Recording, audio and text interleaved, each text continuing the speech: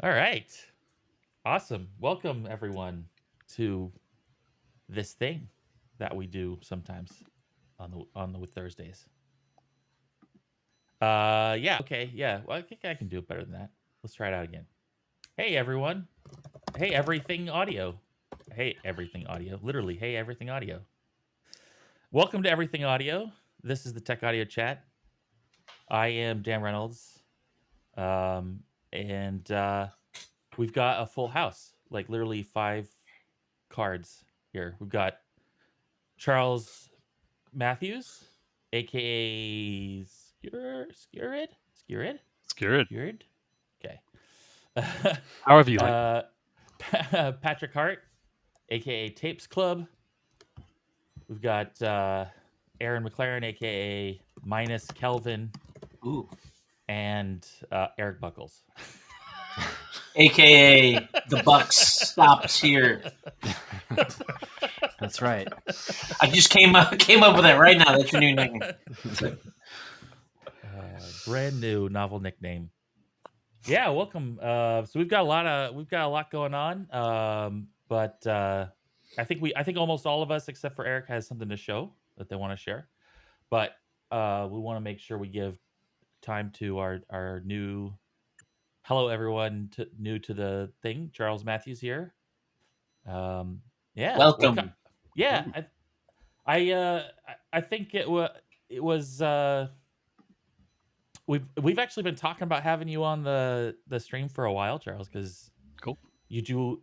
If you're unfamiliar with the name, you may have seen the absolute insane Metasound graphs competing for CPU resources.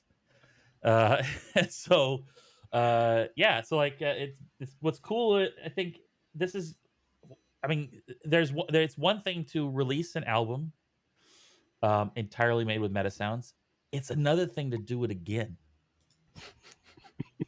I mean, that's what I think that's where the line was drawn for Dan, where he was like, "Oh shit, this guy's serious." Oh, shit. he was like, whoa. And also, I guarantee I'm impressed. I think Dan was impressed with this. That the second album name was The Next Index. Yes. Nice. So you should. People may not understand this, but if you, we'll talk about it. But it's a subtle thing that I think Dan got really excited about. Yeah, I did get really excited about it. Because I know Dan really well. I know. I think I commented on one of your posts is like that name is just like yeah, I wasn't sure which bit that was, but when you put square bracket 0 next to it, it kind of made a commitment. Yeah. And the first I knew where you were. For the record, I knew where you were going with it. So when I saw your second album, I was like, of course. I was not surprised. The original idea, if I'd had more time, was to do Rat's Nest 0001 and have all the different versions of the tracks. Nice. But, then I mean, the first one took about a month to kind of once had the sketches to compile, and this one about 6 months because the difficult second album. Yeah, it was. It got pretty intense. I can barely move my mouse on some of these, but that's another story. I like how there's always creative challenges on the follow-up, right? But your creative challenge is also just your computer constraints. Yeah, it's a potato. And the limits of reality and one's sanity. Oh goodness, yeah. We're getting ahead of ourselves, though. Yeah, I think I'm sure we all are sort of curious, interested about your process in approaching an album like that.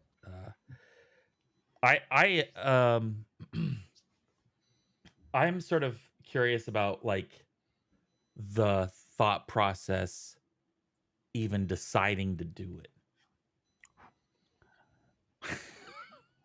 Are we starting there? How about we do an intro? How about before we get into it, let's do an intro.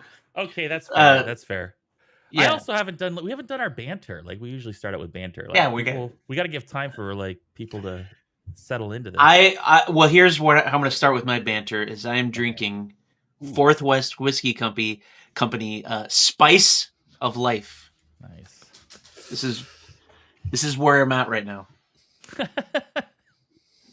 I've got Boylan's root beer. Yeah. Classic.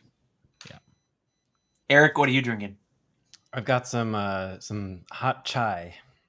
Nice. Oh, some tea, you say? How hot? Well, you know, and when I am looking for tea, I always look Here we to Seattle's premier tea source, the Oh, Promo no! Tea Room. Located This is the setup. The ad read was. outside I know. Seattle. Dan's Like desperate to get a sponsorship. No, I don't want them to sponsor it because then I have to tell YouTube that it's sponsored. So it's not sponsored. It's not a paid endorsement. I actually drink their tea, and I think that you should as well.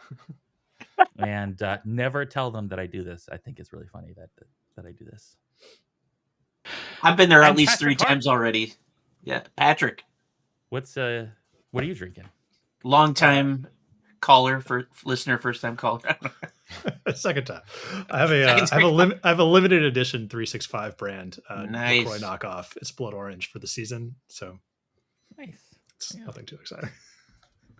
I'm excited by that. But since we're doing this,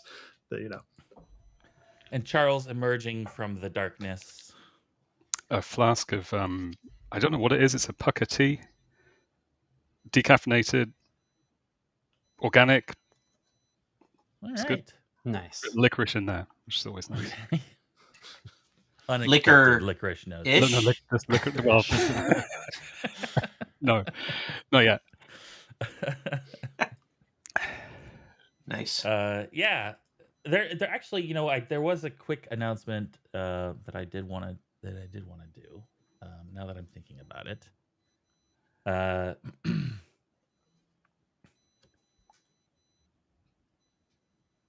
Sorry, I volunteer with this organization called the Game Audio Diversity Alliance, and people sometimes. One person, I should amend, has asked on the stream about the organization. I can't take tips or whatever donations or whatever to me. I ask that you pay it forward to whatever you care most about.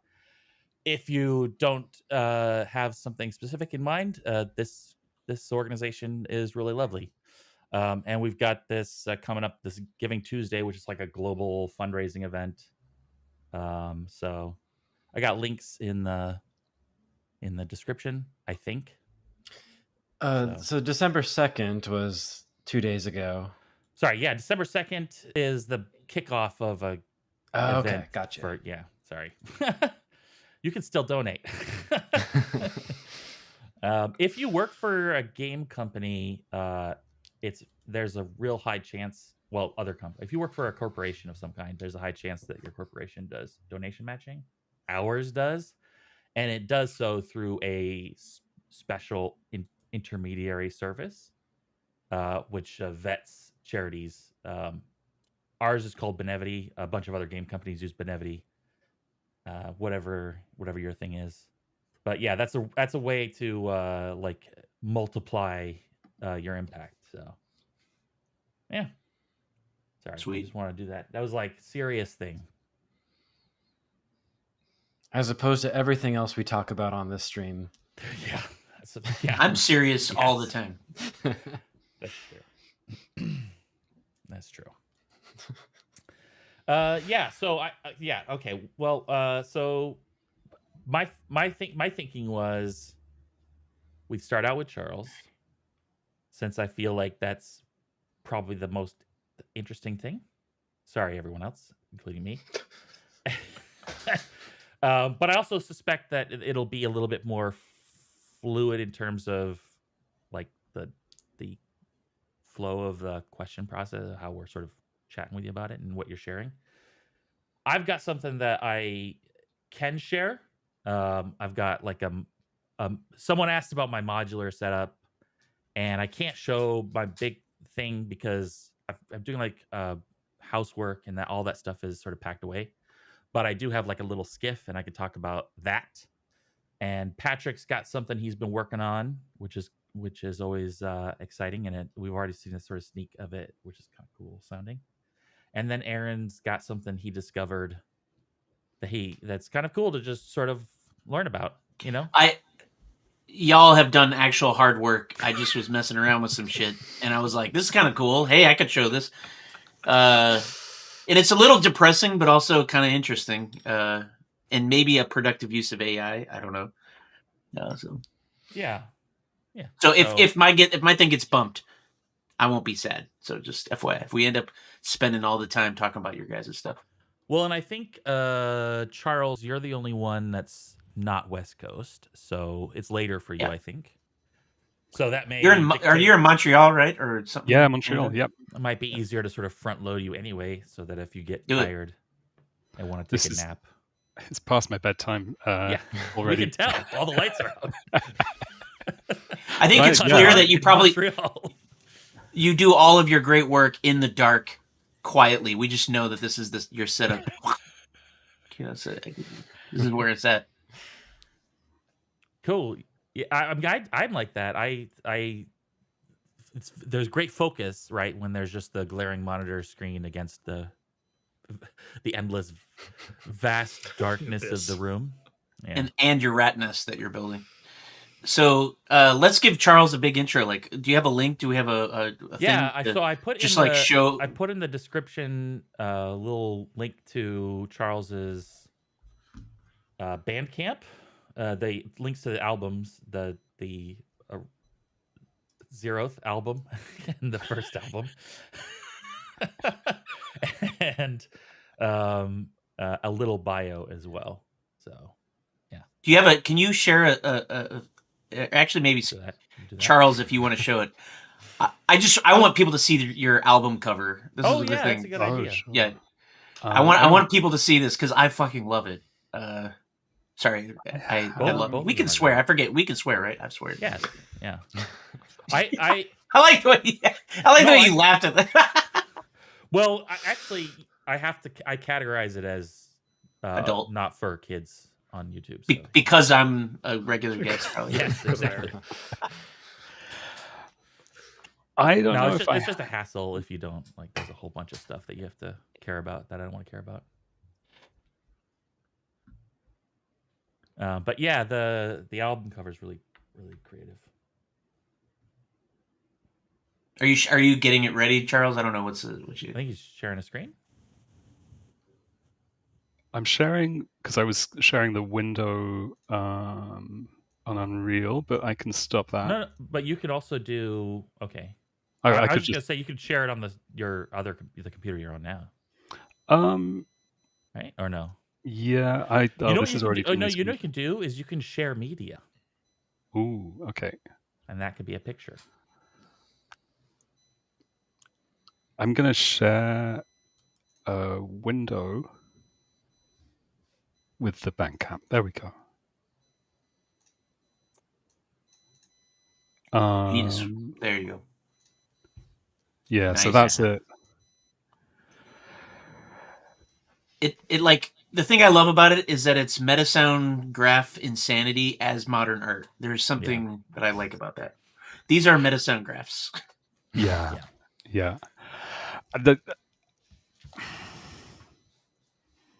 It's another thing I kick myself for because I all of them have to be the kind of nine tracks now as well. You said it. Yeah. So each image is the track. That's what's cool about it too. Yeah, so absolutely. I actually want to know how you did this. This is something that it's non. I don't know. I don't think it would be trivial to get a screenshot like this. How did you do that? So on the first one, I didn't have anything clear of the graphs on the night, so I think I ended up just removing the background really quickly, putting it into black and white, getting it onto Photoshop, and then taking a photo of the screen. But with this one, blank background on the editor, took the grid off, and again just kind of took the colors out. Did you like zoom out of the graph like all the way? Oh yeah, all the way. Yeah. It's just a 1024 monitor that I'm working on as well. So yeah, just what could fit on the screen. And Cool. these ones actually I ran through a kind of pixel art website to get really nice and nicely pixelated. Reduce the Nicely colors. pixelated. That's a no one expected that sentence. The other thing about this album art is that it's like the kind of thing that lives in my nightmares. So there's also something about that. It's like, holy shit, what have we wrought and created into the world? You know, it's like there's a website called like Blueprints from Hell or some shit. Have you guys heard of that? So this is like Metasound graphs from a different plane of existence. I wouldn't know if I'd call it hell, but like this isn't what we would set out to be able to make. You know, it's like, hey, let's make a fucking rat's nest, you know? But it's kind of beautiful and also terrifying. Yeah. I want to say I'm really aware that this is not how you should do this. No. You should do it, but probably in a certain context. Probably not a AAA game. I don't know. But are these graphs in sequence of the track order? Yeah, so it's left to right, and then left to right, left to right, left to right. So yeah, what's that? That one. Yeah, that's quite a simple one. Quite a nice little tiny mega sound. Yeah. But I've got some of them up. We could kind of really kind of zoom in on some of them if you like. Yeah. Well, you're gonna show us one or something, right? Yeah, sure. But I want to go back to my original question though. Like, what is the like impetus of deciding to make a creative work in Metasounds? What kind of drugs were you taking? I was really trying to just kind of make some demos, but the idea was I'd started working on some nodes, and each of these tracks kind of started off as a demo for whatever node it was. So actually, before this, I had a plugin called Branches that I was trying to get onto. I linked to your GitHub. I linked to that.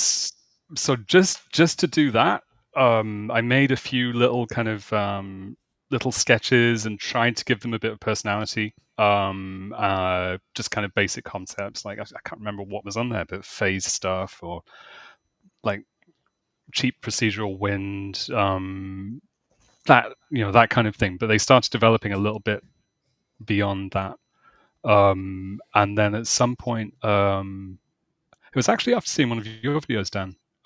You posted something like a cut up node. Something. Yeah. I can't remember if it was before or after that, but that kind of helped me understand. No, you could post videos of this stuff. Yeah. And shoved something up on LinkedIn and got the most the most views or whatever on anything I'd done, and then suddenly just started doing it every week, and gradually it became a routine. So Dan was your gateway drug. That was it. And then you went off into a black hole of like doom. And just got deeper and deeper.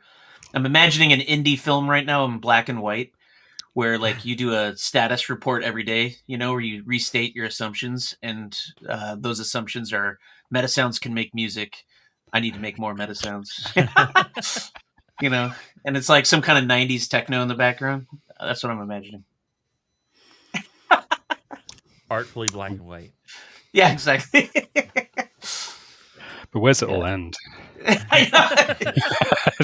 When you can start predicting the stock market with Metasounds. I'm glad we were thinking the same movie, Aaron. Exactly. We were thinking the same movie. I was actually thinking of a totally different thing, but it's fine. I think that says a lot about how old we are. Yeah, I know. It's actually kind of sad. Yeah, Eric, do you know what the hell I'm referencing? Yeah, I didn't think so. Yeah. That's right. And I won't explain it. That's your homework. It's fine. Is that Aaron? Is Aronofsky? Yeah. Okay. That's the only clue you get. And 90s, I guess, was another clue. Yeah. Anyways. Somebody should make a fucking... Comment in the chat if you know what we're talking Yes. about. Somebody should do an indie film that's the entire music is made of insane meta sounds, and it is like itself a reference into, you know, going into insanity. I would love that. I was just throwing that out there as an idea, and I would watch it. I'd pay for it. So, hey, do you want to do a zoom in on your Bandcamp actually before we dive into the actual you know, graphs? But this is also kind of cool. Your header, like meta sound thing. Oh, that thing. Whoops. I love that. The first album cover is really cool too. If you want to share that. Yeah. Oh yeah. Should we go back to that? There we go. Yeah, Rat's Nest Zero. It's beautiful. I like this because it sort of reminds me of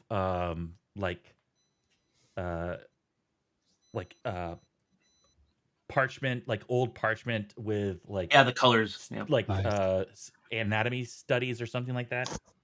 Totally. Like you're or like you're like it's a petri dish and you're like looking at some kind of like organic, you know, snot on a slide. Nervous system. It could be, you know. Yeah, exactly. Yeah, I get that one a lot. Yeah. They do look quite a bit smaller than the new one. Yeah, it was. Yeah, they they do. do. Point. They really do. Not more complex. Is that why it's 6 months? Versus Yeah. 1 month. The idea was to do them every month.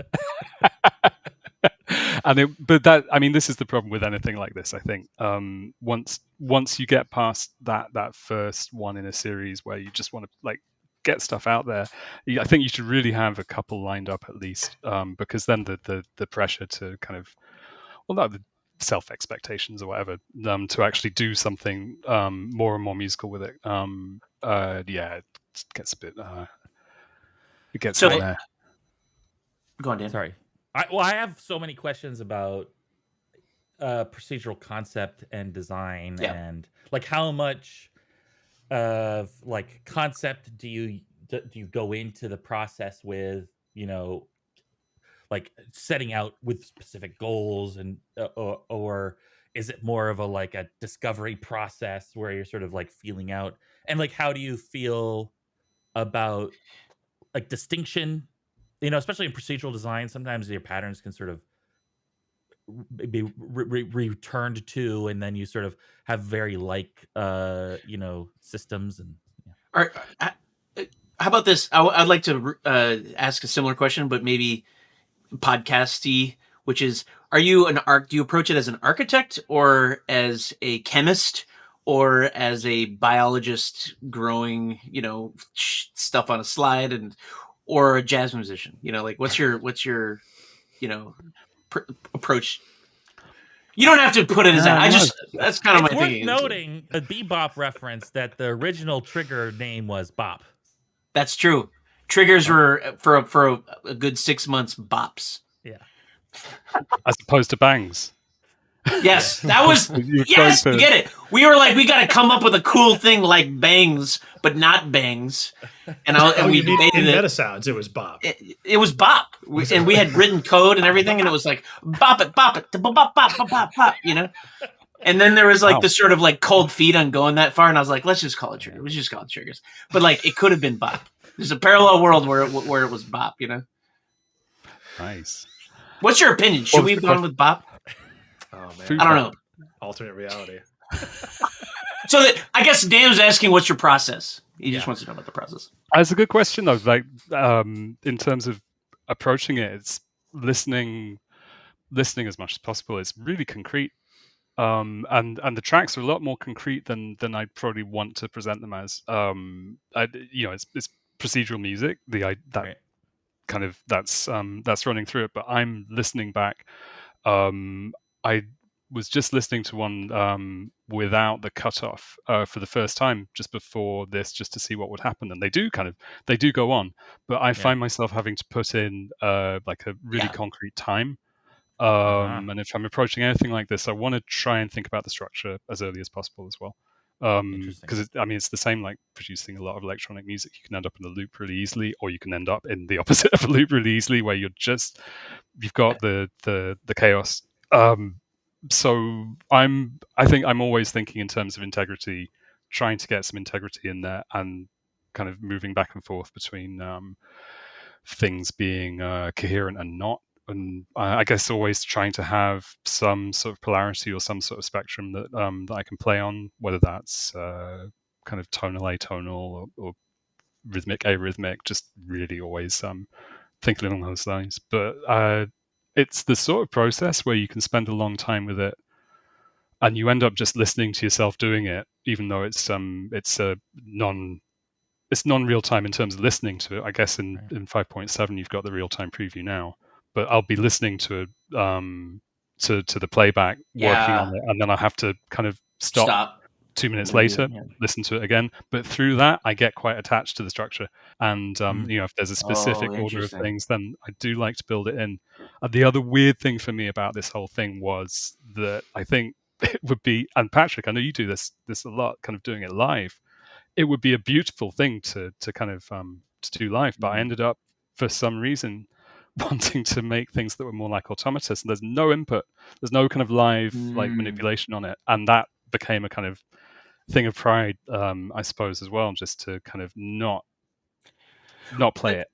So in my experience doing procedural music, having inputs and control surfaces is a crutch for imposing structure. Yeah. Because I find structure to be the hardest part of procedural music. And one of the things that in your stuff I like listening to it is I hear your structure. I hear it developing. I hear theme and development and structure. Although it's chaotic, but I could hear it. I just want to say I aesthetically really appreciate Charles.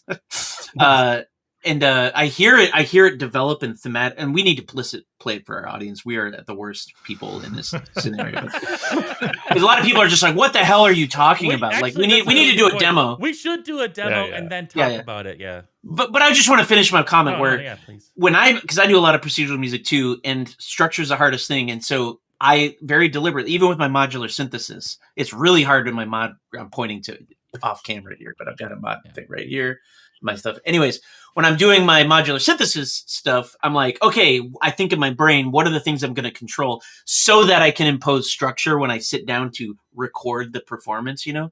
And that's kind of easy mode. Doing it I'll call it non-real time, but autonomous structure is very difficult, and I appreciate it. And it is. You should be proud of being able to impose that. Not Charles, but Patrick Hart is really good at procedural structure generation as well, in my opinion. Just FYI. I'm super curious how you set up formal elements in this. But let's listen to some music and talk about it. Yeah, let's I guess you want to go back to there we go. Yeah, I've got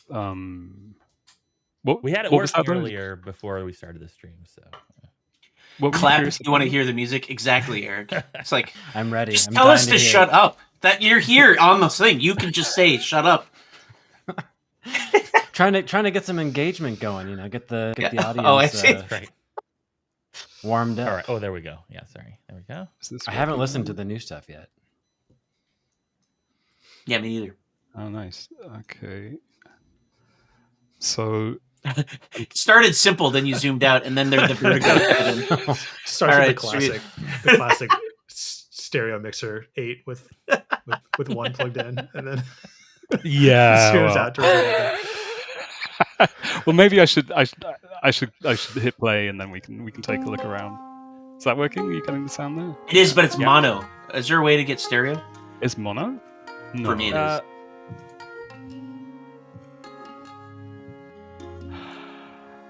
It does sound mono. It might be quite a mono. Oh, yeah. When you listen to something so much, you can't actually tell. I couldn't tell you if it's. I'm listening on the stream. I'm not listening directly. It sounds right to me. So maybe it's our preview. I'll shut up then. Oh, you were saying mono here. Oh, okay. Well, I apologize for the mono noise. There's an option in settings. Oh, yeah. Stereo audio. Okay. Well, this gives you the idea anyway. It's beautiful. Yeah. You know, mono is cooler than people realize. I just want to say, I want to shout out for mono.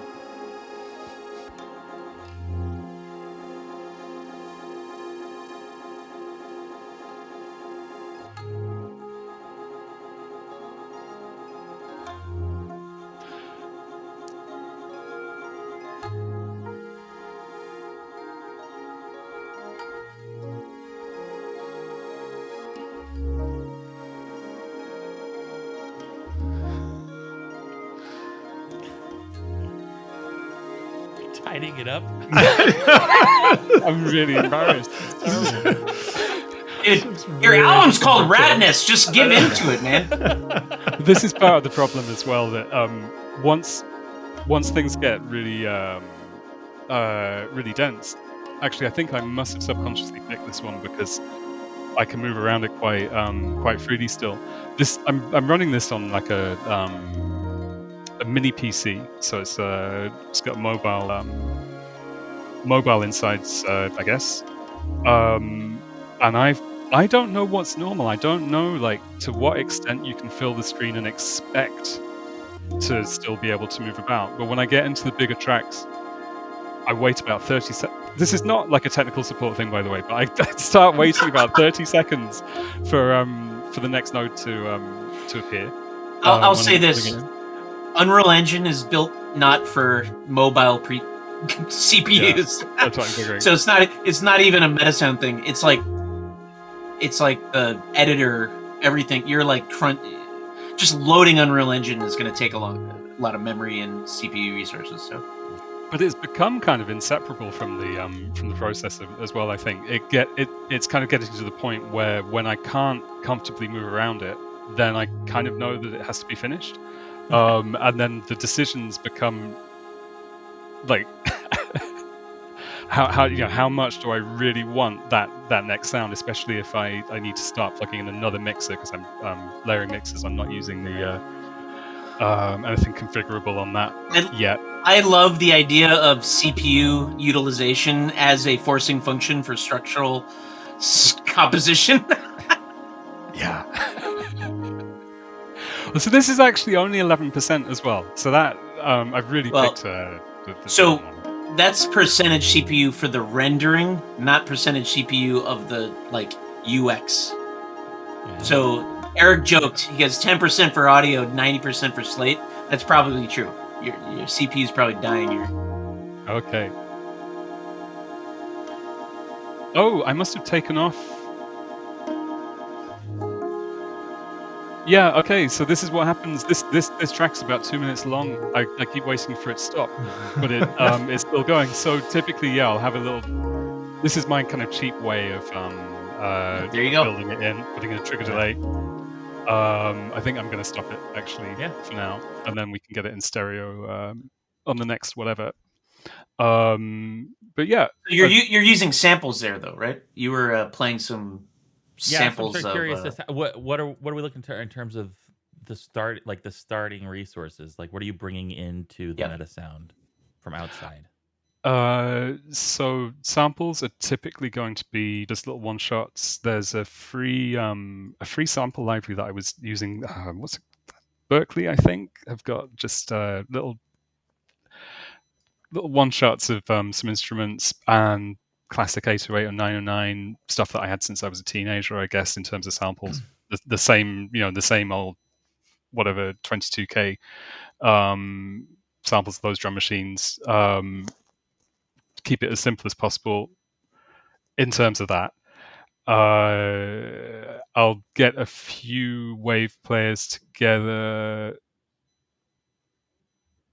There must have been what's the relative render? Yeah, okay. About 4. That means there are 14 waves in there, I guess. Yeah. Yep. Yeah. Pretty beefy. That's not necessary usually, but on these ones, I think I've got loops. Yeah, loops on most of those samples, and that's what's making the kind of iterative, loopy texture on there. But usually. Yeah, it's typically going to revolve around one of these, like a little shift register node. So I'll put something. Is that yours? Yeah. So I should probably mention that I've got a library of stuff that I've made. I think there are about 80 of these, but a lot of these are, pre-configurable, and pre-cat. So I have to have a lot of variations. Looks like you're using node configuration. On that one, yes. That's freaking awesome. So I've got 2 of those, but I stopped around 5.6. The other one would be clock divider. So for the audience, when he has shift register selected, if he selects it on the left, you'll see a details panel. That is a fresh in 5.6, totally off of the experimental pipe to be able to do that sort of thing. This is something that we've been working on, so it's kind of cool to see. Yeah. From my perspective, very gratifying to see what I would consider to be third-party extensions already using this sort of new API that we've been working on. It's very cool. From my perspective, I am very happy to see these 2 nodes that I have wanted to make.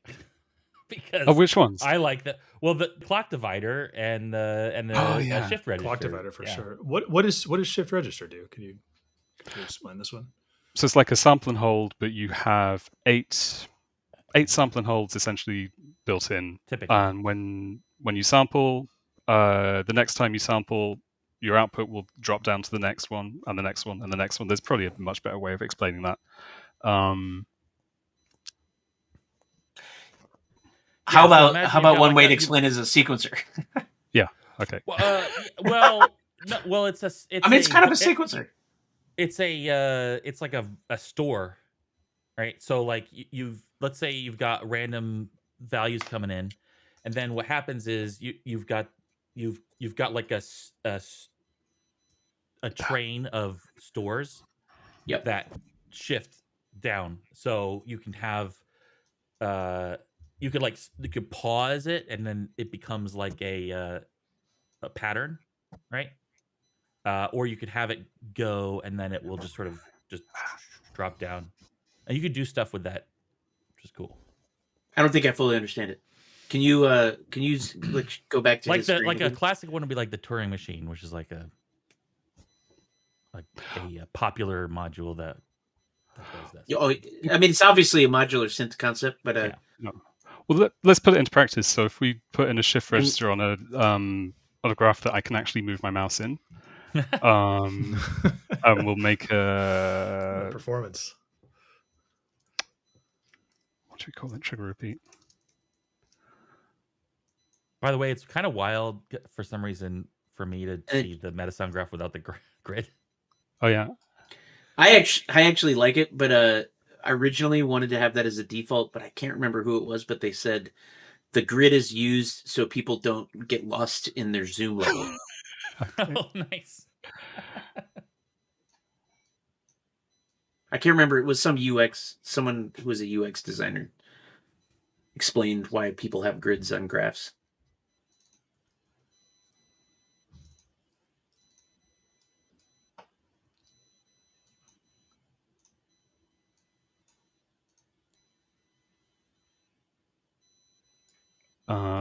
Okay, so 5 hertz. Let's try 2.1. Let me just get some variation. Yeah. So okay. EDO is your node too? Oh yeah. So that's actually that. There's probably something that already does that. But yeah, equal distance octave. We'll set it to maybe 5. We could get some sound. Oh, I see what that is. Okay, interesting. So if we use like a sine, I guess. We have a MIDI quantizer that would probably do what you want there. Yeah, that's what I think I realized that one a bit too late. But still, it's kind of cool how you got it. You it wouldn't work exactly like you want to hear, but. And the idea originally was to get stuff like this in there, and do some of the more complex stuff in code, so that I could just kind of run free with the patching. So if we just have 2 sine waves now, that's going to be frequency, isn't it? Yeah.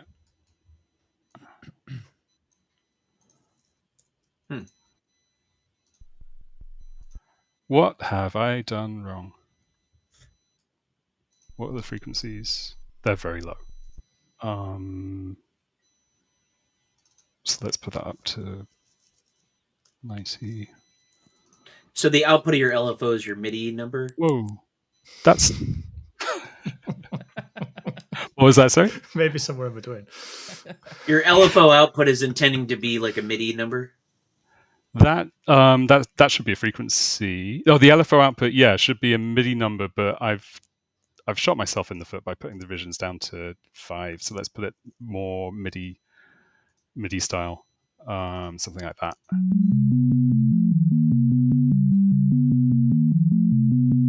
What's cool about your divisions is that that's an easy way to get 8 non-traditional scales.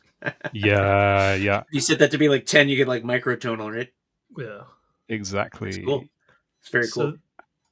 It shifts down the steps. Yeah. So this is like if you had value nodes connected to a trigger sequence. Yes. Yep. Yeah. It would do the same, and a trigger route. I do this with a route and a sequence and value nodes all the time, which is like, spitting out numbers 24 nodes sequence. instead of Yeah. one. The other thing you're working around here is the lack of a polyphony node, right? If you had one node that could spawn a voice, that just plays a tone and lives its life, but you're trying to cycle 3 sine tones with different tones and cut themselves off. It's interesting. So maybe we should do that if we go voice manager. That's my kind of poly thing. Nice. Make note flow. How many nodes did you say you wrote? I think it's at something like 80, but Jesus, a lot of those are variations. That's like the total number of nodes we have as default. So you like doubled the library for your craziness. It's probably where I stopped just to say I'd done it, and then break. No, that's what you literally wanted to just double the library. You're like, okay, I need one more. What should I do? Just to like hit the number. That's fucking hilarious. It's less meta sounds and more Matthew sounds. Hey, Matthew sounds. Hey. So we do have a sitting somewhere a big like node bounty board. We ended up cutting ourselves off making new nodes because of the back. Well, the issue is that we realized we needed to do node config and cat types a while ago. Yeah.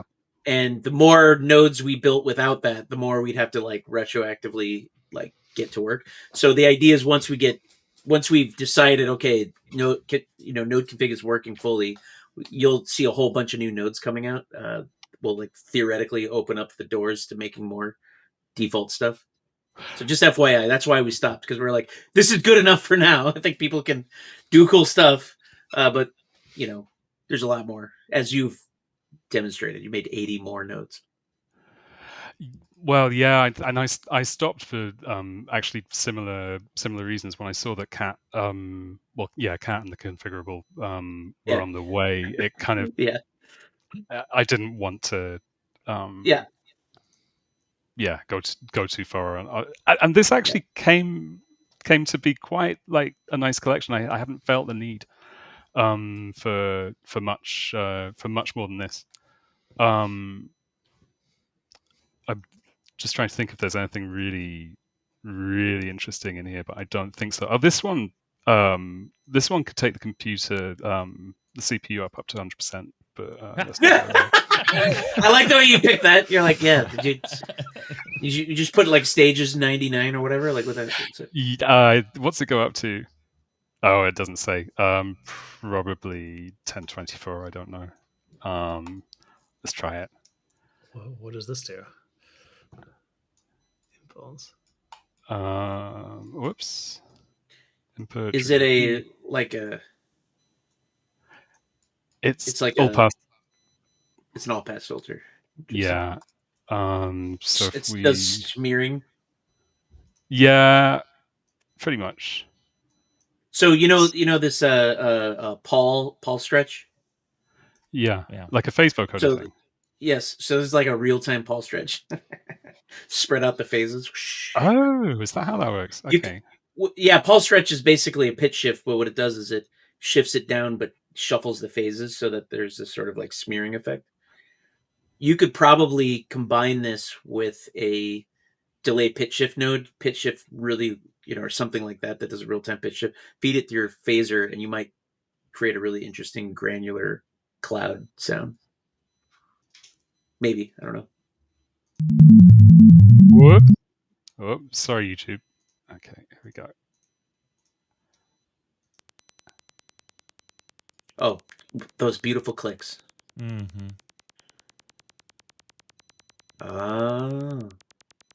It's creeping up. Maybe we need that a bit faster.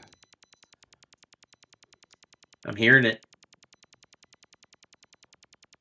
I'm terrified, right? Everyone's listening. This is like, are my ears gonna get blown up? This is like experiment. Like, this is typically when you do like a live stream. Like, Dan very gently suggested that I turn my volume down before we started. Oh, it's only that's cool. 5%. I think maybe we need to chain. I did have a goal coming on here to get the CPU up to 100. This is going to take a while. Yeah. Okay. How many other goals do you have, and what are they? That's too open a question. I'm sorry.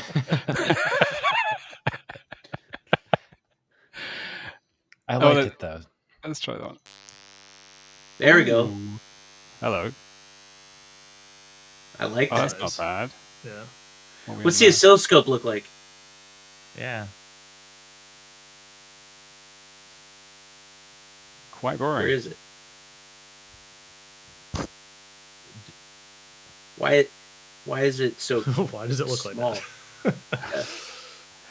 Which one? The oscilloscope? The oscilloscope's in the bottom right. It's like just noisy. I just would expect it to be louder.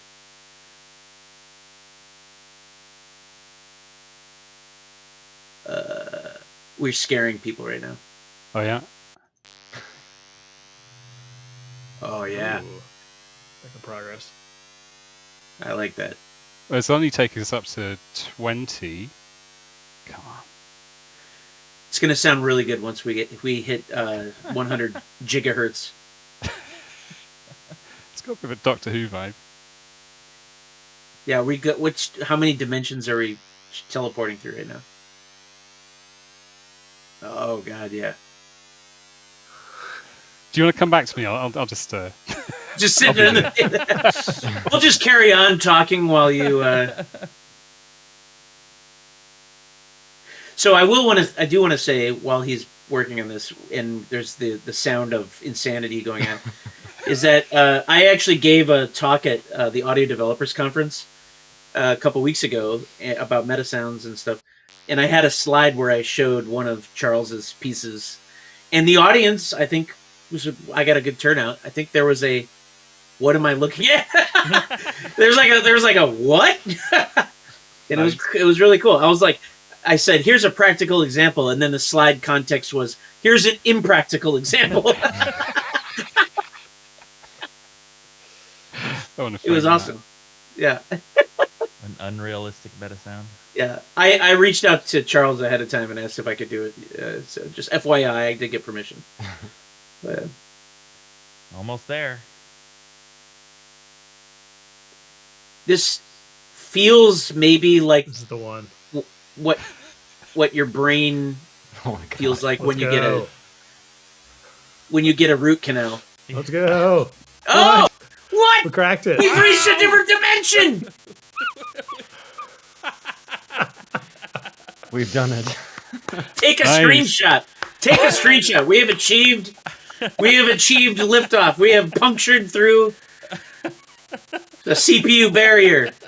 I still have minus 30% left. Oh, that's nice. Yeah, we have now gone backwards in time. Very nice. That's what an underrun looks like, everybody. Yep. It's a little. What I love is that it is our CPU calculator just happily goes past it. We're just like, Keep going. Not even 11. Everything's fine. we didn't even clamp it. We're just like, fuck it, let's keep going. No one's gonna go past 100 anyway, right? Oh my God. Well, congratulations. You've reached one of your life goals. Yep. Thank you.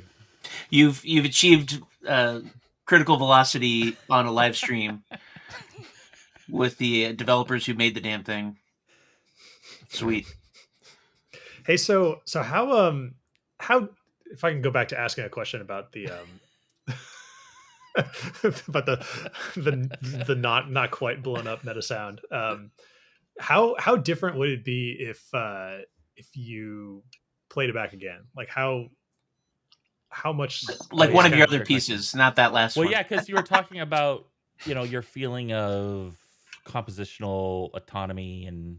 Yeah, you used the word concrete, right? You said it was concrete. Oh yeah, absolutely. Yeah. So I was hearing that word, musique concrete. Yeah, that's what exactly. I was. Yeah. Okay. Well, Which means it's through. It means what? Well, to me, concrete means that it's like not necessarily random. Yeah, but I mean, the idea of taking like something concrete and abstracting stuff out of it, that kind of approach, listening to it, basically. Yeah, but trying to figure out where the patterns are and bring them out, that kind of thing. In terms of it being predictable or unpredictable, let's try this one. I don't know. I've got to name them a bit differently as well, honestly. This doesn't. Is there a way for us to figure out the stereo thing? Because here's stereos. Oh yeah. That's great. Let me try. Go share it again. Go to the thing.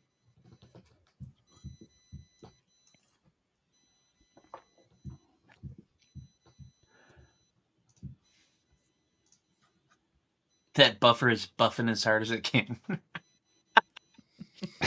Nice. I like that. So somebody said it was in the settings, I think. The settings. I have like a stereo audio thing in my settings, but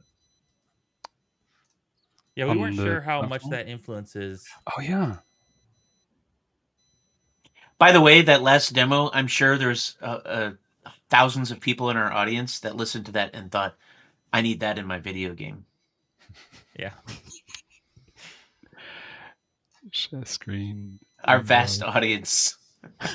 All 8 of them. But this is going to live on forever. So imagine 100 years from now, Dan. Yep. When is it? 100 years from now? Yeah.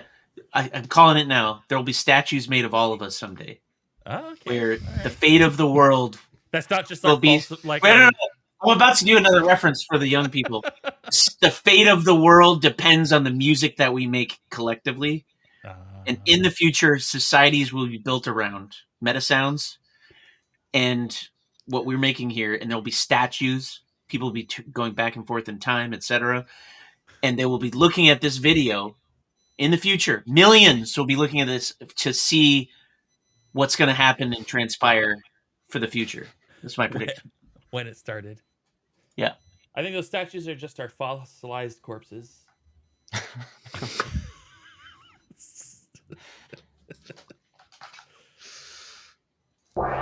We have. Oh, that's not. Oh, that was something else. I like that it was appropriately named. Miss Octagon. Well, it's on. So let's. What's this doing? Nice. Oh, it's stereo. Hey. Yeah. That's cool. Hell yeah.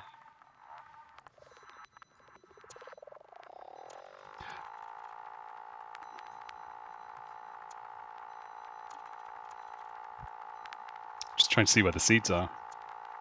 I don't give a shit. This sounds amazing.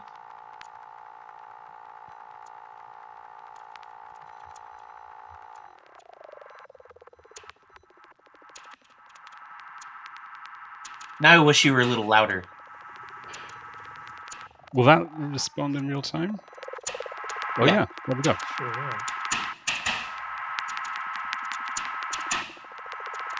I've never listened to this one for so long, actually, so I don't know what it's going to do. This just didn't get finished.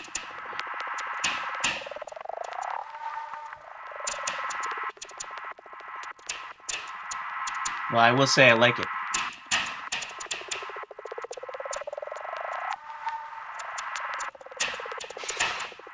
But that one is a little hard to tell. I had a problem just now that the screen sharing, it kept winking in and out of existence. It was refusing to load up with one of these denser ones up. Oh, But let's interesting. try. What was that really cool sounding whip sound that like sounded like someone practicing with wooden swords or some shit? What was it? That's the gong. This whole thing was No, not that. Yeah, but in that track. Yeah, this yeah. The ching.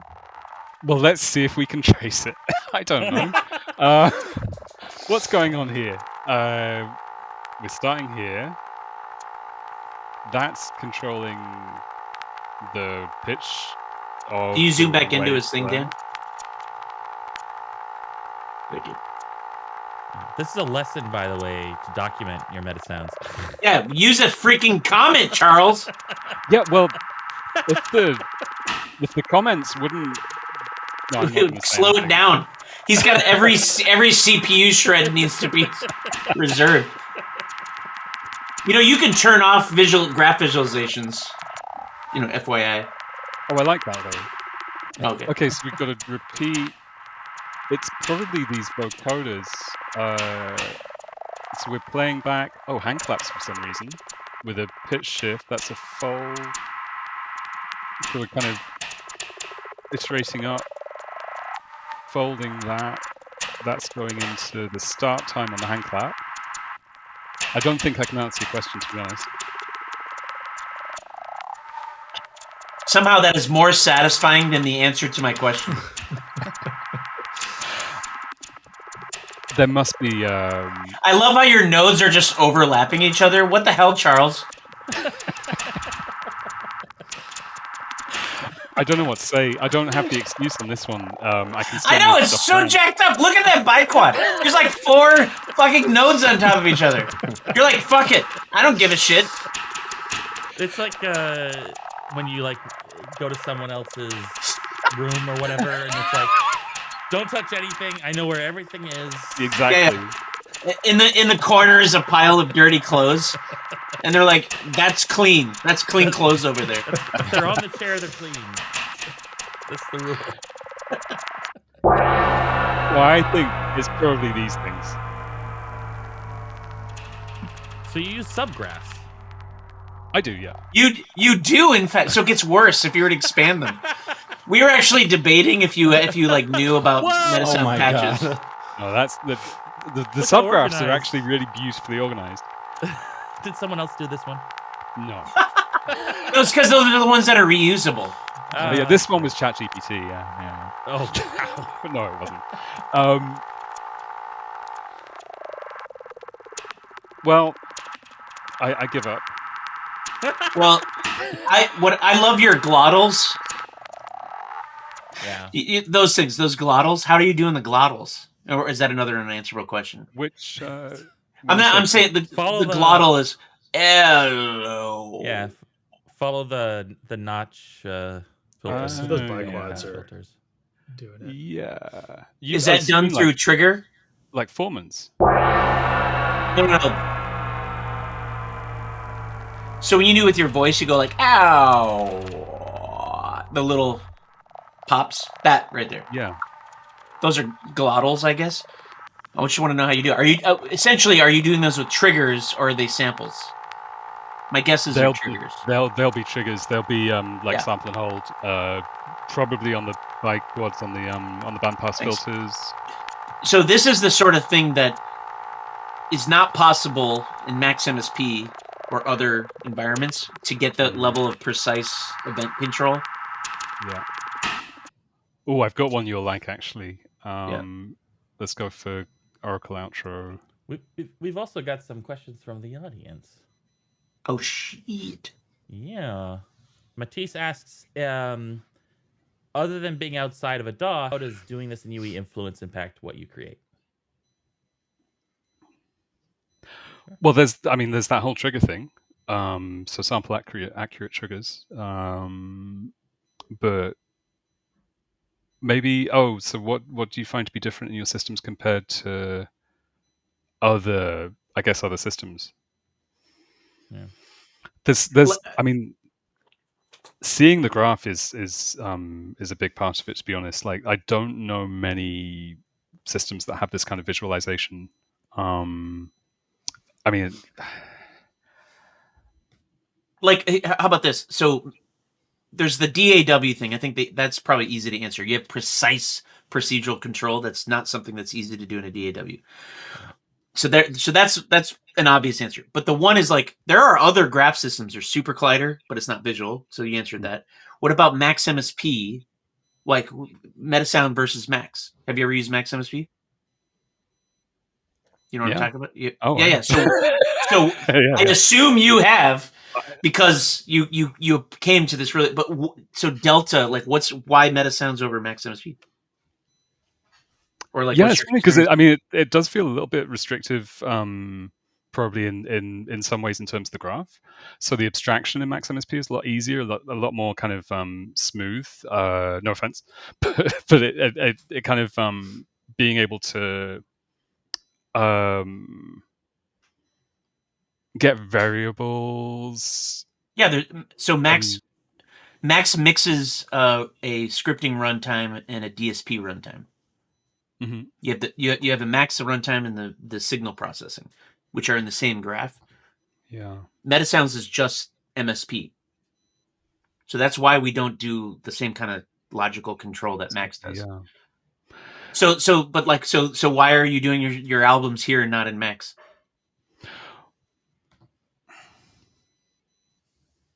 Is it just because it's cool? It's a good question, because it's the most music that I've been able to kind of get together as well.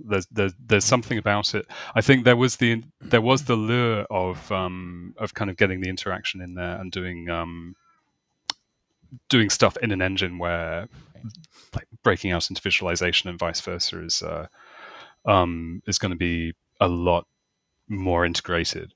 Well, Max has jitter. There's visualizations in yeah. But it's not even something that I'm touching here anyway. Right. But you could hand this to an artist and, like, then to go like, hey, and then do super tight visualizations. Like, that's something that Patrick does a lot. He does visuals and audio. Well, and I would imagine, I'm not a Max user. I came from Reactor, so I'm in that DAW space. But I imagine that the control part of Max would make things like compositional structure a little bit more easy to implement and manage. I think it's partly the constraints that are part of the appeal, to be honest. Interesting. It's interesting. How about this? Maybe you haven't thought of it, because I've thought of this a lot. I love Max. There is a Delta, and I'll pause it. Could this be one thing? And then you go, oh yeah. So one of the things that I think is cool about Metasounds versus Max, in my experience, because I do both, is the visualizations are built in. That's subtle, but it's big. Mm-hmm. It's one of the things when I'm in Max, I'm always like having to spend all this time making trigger nodes and all this kind of shit. There's not inherent built-in visualizations on what's happening. And that's kind of a pain in the butt, and it's not great. You can kind of approximate it. In Metasounds, there's a sort of like positronic brain, things are happening. Yeah. That's one angle. That's why one reason why I like it. Another one is the sample accurate triggers should not be understated. You don't get that in Max MSP. Everything's block aligned. You can kind of approximate it a little bit if you move into an audio rate sort of thing. You can get some of it, but Metasounds fundamentally out of the box has this sort of sample accurate event thing as a core paradigm, which fundamentally informs everything. Which is big. And then the other one is the integration for knobs and sliders. I think it's a little bit easier than it is in Max. Although there is some of that stuff in Max, it just feels more natural. So you can kind of get into a creative flow state a little bit faster with tweaking things. You don't use a lot of knobs and sliders, which I think is fascinating. Almost everybody else who does metasounding has like 20 sliders, and they're like tweaking sliders. If you notice, one thing in your patches is there's almost no sliders. Like knobs, which I find fascinating. He mentioned earlier that he wasn't using like input. I know. Control. That's what I'm saying. Yeah. Most people are sitting there interacting with their thing. He doesn't, and that's like if you zoom in, if you go back to your graph, there's no freaking knobs anywhere. No knobs. almost look at your inputs. You have one frequency control. That's it, which I find fascinating because 90% of Metasound users do the opposite. You'll see like 100 like inputs. But then if the final thing I think is subtle, but another thing that can't be understated is sound file playback is way easier in Metasounds. That is a huge pain in the ass in Maximus P, dealing with sound files, assets, triggering things. Despite the fact that we can go a lot further in Metasounds, Maximus P, like the way you have to do a buffer thing and the sound, it's like such a pain in the butt to deal with audio files. It's trivial in Metasounds. So you can do like randomization and audio file management, dealing with codecs and all that kind of stuff. The one thing that I'd love to see that I didn't get around to making myself, but surely shouldn't be a problem is being able to run through the buffer with, say, a phaser in Metasounds. I think you could do something like that with the wavetable. But for example, like load it up and just read it through arbitrarily. Yeah. I don't think we can go backwards, for example, yet. Yeah. You should check out my granulator, which finally did get checked in to main. You should check it out. Oh, really? Yeah. Oh, yeah. I thought I told you that. When did you check it in? Before ADCs, because I expected a bunch of people to check it out, so everything's checked in. Yeah. But did it make it into the release into 5.7? No, it's in 5.8. No, okay. But you can check it out in main. Mm-hmm. But it reads grains backwards. Yeah. So you can granulate an audio file and it goes backwards, which I wanted to say. So we are working on a new wave player. There will be a new wave player with node config and cat types. And one of the pillars of the new wave player will be to play backwards, FYI. Nice. That's one thing I regret. Well, I regret the fact that we didn't do backwards playback. My tape looper goes backwards. Yeah, your tape looper does it. But very expensive. Anyways, I might add. So Metasounds is still early. We'll get there. You'll get to a point where you get to see your wave file and read through and all that kind of shit. That like we're all nerds. We know what we want, too. It's like meta sounding. That's right. I think I like. Hey, the sound effects guy is hanging out. Yep. What's up? I think I like about Metasounds versus compared to Max is how I think like just the fact that you can zoom in and zoom out, which means that you can everything's labeled. So if you put in a filter node, like it reads like cutoff frequency. It's like all the inputs and outputs are labeled and they're color coded, and you can drag off them and like see all the things that it connects to, which I think makes discoverability a lot easier. And I don't know. I think that's leads to a lot of interesting outcomes. So that's something we just kited off of how EdGraph works. EdGraph is the underlying base class that this is built on, which is the same base class that Blueprints uses. So we were like, we don't need to reinvent the wheel.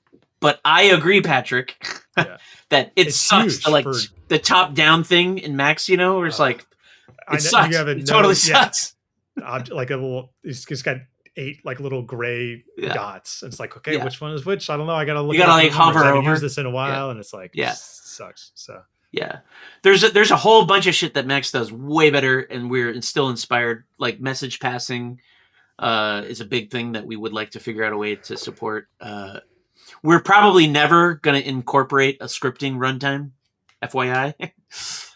We've debated it in the past, but we'll probably keep it purely rendering, likely, at least in the foreseeable future.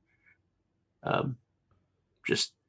think one of the big reasons is that we're not constrained by Metasound as a singular ecosystem. In other words, we can spread across like our parent tool is Unreal. Like so we can have multiple. We can just make a new thing, and have it work with Metasounds. That's maybe easier. Yeah, like our scripting would be done probably outside of Metasounds. We don't need to do it in the graph. Yeah. Like we have Verse coming up. Verse could be a scripting language for Metasounds, or maybe Niagara. Niagara has a built-in scripting language. If we could do a Metasound Niagara integration, which is something I desperately want to do, you could use the Niagara scripting language just to directly script Metasounds. Which then, by the way, once you're in Niagara, you want to talk about audio visualization dream team.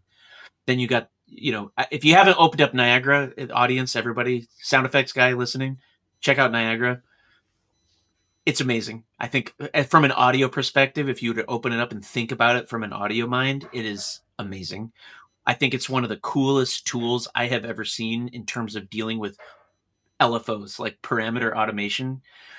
It's crazy. Once you wrap your head around it, though, you're like, oh my God, this is powerful. This parameter can drive this parameter, can automate this one. It could be this, and you can create your own rat's nest within Niagara. It's great. It's actually, I think it's a little harder because it's a stack. It is it is, but I'm talking about within your stacks, though. The parameters of your little modules are crazy, drivable. You know what I'm talking about, Patrick? You know Niagara, right? But Niagara has like I would love to sit down with you and see how you use it, because I feel like it could be. Oh, I use it horribly. Yeah. I use it absolutely horribly. I'm the worst Niagara user, but I'm in the world of dreaming and potential, not the actual ribbon skill. Template. Hello. What I would love, actually, Patrick, let me return it. I want to sit down and watch you use Niagara, and I want to pick your brain on what the ultimate audio integration into Niagara could look like. We should do that. But I'm down. I don't know if I'll have the answer, but well, the thing is that you're one of the rare.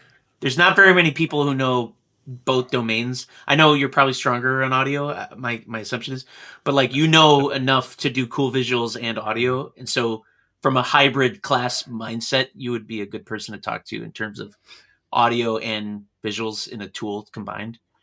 I'm like 99% audio, so like whenever I go over to visual stuff, I'm like, I'm an idiot, but like maybe your slider's like 40-60, 30-70. That's still really useful. It's rare, Only one of us is giving a talk at that graphics conference. So exactly, that's true. I did speak at SIGGRAPH. Yeah. And it was actually, let me tell the story for the audience. This is kind of funny. If you don't mind, Dan. That's fine. So this is actually kind of interesting. One of our so Phil Pop is on the Metasound team. Him and I went to graduate school together. I would call Phil kind of the core architect of Metasounds. So Phil is awesome. We're good friends. One of our other good friends from graduate school became the SIGGRAPH chair. Like the chair of SIGGRAPH. SIGGRAPH is like the biggest conference for graphics, right? And so it's like, oh shit, Alejandro, he's going to be, Andres, his name's Andres. Andres is going to be the SIGGRAPH chair. And so we, in an alumni hangout, we were chatting, and I said to Andres, I was like, you guys should get more into audio. Like if you're the chair, and he's like, huh. And then like 6 months later, I get a call from Andres. He's like, Aaron, I want you to do a course on real-time audio rendering. Can you do that? And I was like, sure, I'll do it. So it's definitely a personal connection there. So I put together this course. Phil talked at it. We had David Ziccarelli. You guys know who David Ziccarelli is? He's the Cycling 74 owner, maker of Maximus P. So we asked him to talk. He said yes. And then Nikun from Project Acoustics spoke about propagation modeling. So we kind of had a whole day of talks. My opening talk was just like, here's a concept in audio DSP. Here's the analog and graphics. It was just like down the road. It was like just to be like, hey, you're a graphics programmer. Turns out you didn't know, but you are an audio programmer too. This concept in graphics, there's how it maps in audio, which I thought my whole goal was to like attract graphics programmers into audio. The organizer was so excited about the whole course. She gave us this giant room that could probably fit 700 people. And I was like, I think you might be overestimating the interest. So we gave the talk in this like cavernous open room. And I would say maybe total was like 40 people, 50 people. And it was this sort of like empty, like, hello. A whole day of talks to like just a handful of people. And it was immensely successful. But it's recorded somewhere in SIGGRAPH. But the very first thing I say in the talk, I was like, thanks for coming. I'm sorry for the people in the back row that there wasn't enough seats. But, try to crowd in. People in the front, come up closer. Because like they only show you, the thing. And I can see like the 4 people. Yeah, the 4 people were like chuckling. And I was like, it's a little gloss. Hey, in the back, can you guys hear me? Anyways, point is that we haven't done it since. But it was fun to do that one time. should call it Six on. Yeah. Yeah. Well, thank you, Charles. That was freaking awesome. Thanks for sharing. Thank you. Cool. Yeah. Whoops. There you go. Patrick, would you like to Yeah, sure. share what you're working on? Yeah, I just brought in. Oh yeah, I can just open this up. This was just a week project for. Can you hear the audio? Yeah. Do you want me, Can you hear the audio actually? No. I'm not hearing I it. have to Yeah. turn it up. I think I have to turn it up. Oh, there we go. Yep. It's mono. Is it mono? Shit. I mean, just letting you know if it's intended to be mono, maybe it's cool. It's not. Okay, hang on. Hide I'm like the screen. mono You want to police. hide? Okay, hold on a second. Okay. You don't have to hide the screen, but I have to go to the settings. I just want to say, for my position, the amount of like suffering I have done to like hunt down mono versus stereo problems is way too high.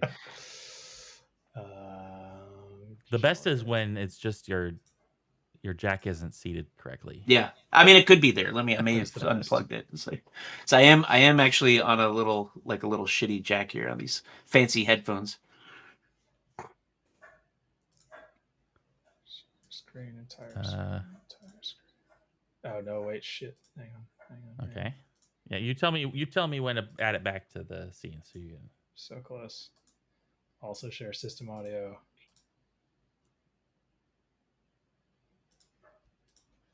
Okay.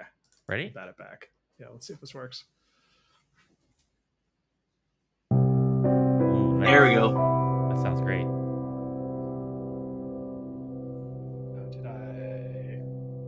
Can you hear yourselves? No?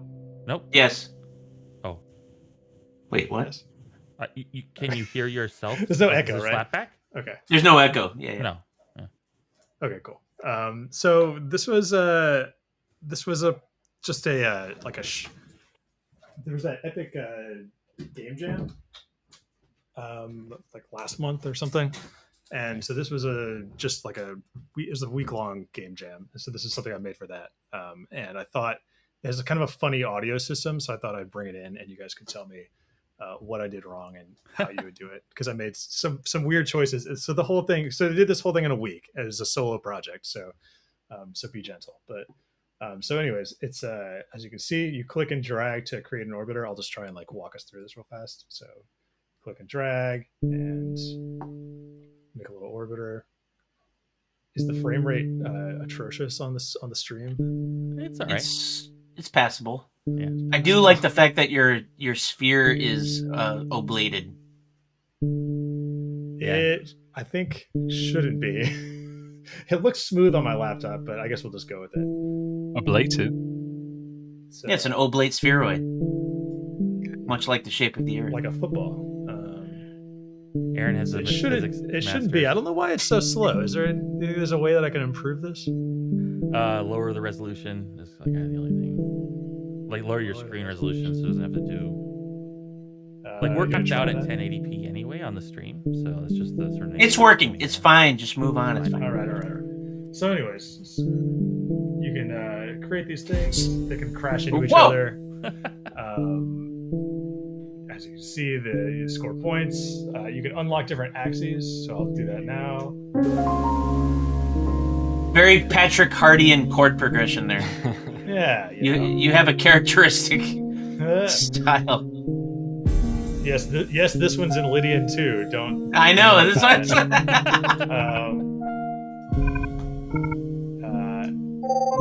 can buy more of these. How are you earning points like that? So you earn points for the orbits. So every time it completes an orbit, it'll score points. Also, if when these crash together, it'll score points. I have a list of the point scoring up at the top here. Okay, yeah. Can you change your perspective? Like rotate the camera? You can rotate it just on the axes. Whoa! Those are some beautiful chord progressions. Well, thank you. So you can kind of, So the part of the concept. Can you hear me if I talk over this? Yeah. Part of the concept is kind of like creating this this sort of simple game, but then you sort of accidentally create like a beautiful soundscape while you're doing it. And then you get the. It's all about those chord progressions, man. That like chord change, man. Yeah. Ugh. There's some like piano in there. You get more points if the off-axis things hit. Wow. Let's see, I can unlock infinite orbiters. Here, I'll try to finish the game really fast. See, This is an end. there is an end. So basically, It's when you finally resolve. You gotta find the resolving chord. just trying to get a lot of points really fast. So if you have like It's just always building tension.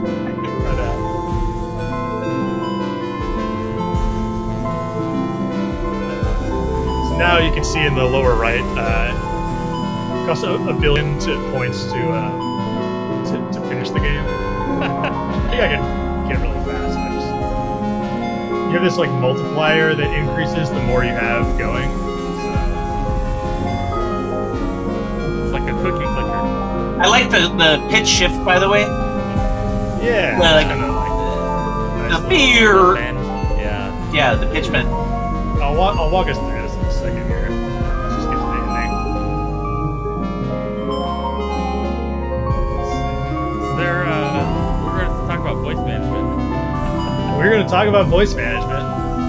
Well, he's got 52, 3, 50, 49 active orbiters. All right, here we go. And I'm going to end it. There we go. It plays a little song. It's the resolution. The resolution.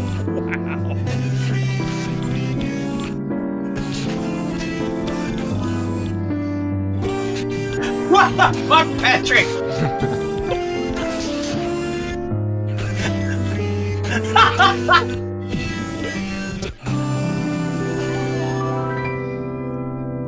So there we go. That was fucking right. magnificent. Wow. Incredible. I want to then, say you're now my hero again. I did resolve it in the end. We got Yeah. there. That was so cool. The only thing missing is flugelhorn. There's no flugelhorn. It was just me We gotta- by myself, and I don't play flugelhorn, so I needed. Was that you singing, or was that like a voice synthesizer or something? He probably used AI. It was. There's no AI. No, it was like a vocoder, but Yeah, so okay, me yeah. talking It's you talking into a vocoder and So, playing. I do want to say, Patrick, one of the things beautiful. that he did for a game jam, I was like, where did you get these English actors to do that? And you were like, Oh. I just did AI. It was like the Amazon, like Yeah, yeah. early days. text. It was like, you got this like amazing British woman sing numbers. He's like, oh yeah, it's just AI shit. Little Say I Snapdragon Yeah. speech. Yeah, what are you gonna do? It was before it was like a little bit gross and taboo, but Yeah, what are you gonna do? it's not gross and taboo. Yeah, that's fine. So anyway, so that was the concept, was like this little order thing. Thanks for letting me walk you through it. And so I wanted it to be like every time one of the little things rotates, it plays a note, and it's the same note every time. So it's like a sequencer, like a circular sequencer kind of thing. Yeah, it's cool. So the way that I think the interesting thing about the way that it's set up, that I feel like you guys would be interested in, is I basically decided to have like each axis is like a polysynth, a 6-voice polysynth. So there's 30 voices total, and every time a revolution completes, it just sends because they're like, I just start play on the polysynth, and so every time a revolution completes, it just sets a float parameter on the meta sound, and that has the seed and the pan and the timbre encoded into the one float, and then like it triggers on the float change, so that plays the note every time. So are you doing all of the voices in one meta sound? No. Oh, okay. It's like but kind of. I mean, like it's like 5 metasounds for each. Who would do For that? the 5. Who would do that? I will say Patrick does intelligently break his compositions up into multiple metasounds, usually. Usually. Where should I start? This is the map. It's got the axes, and it's basically just got this like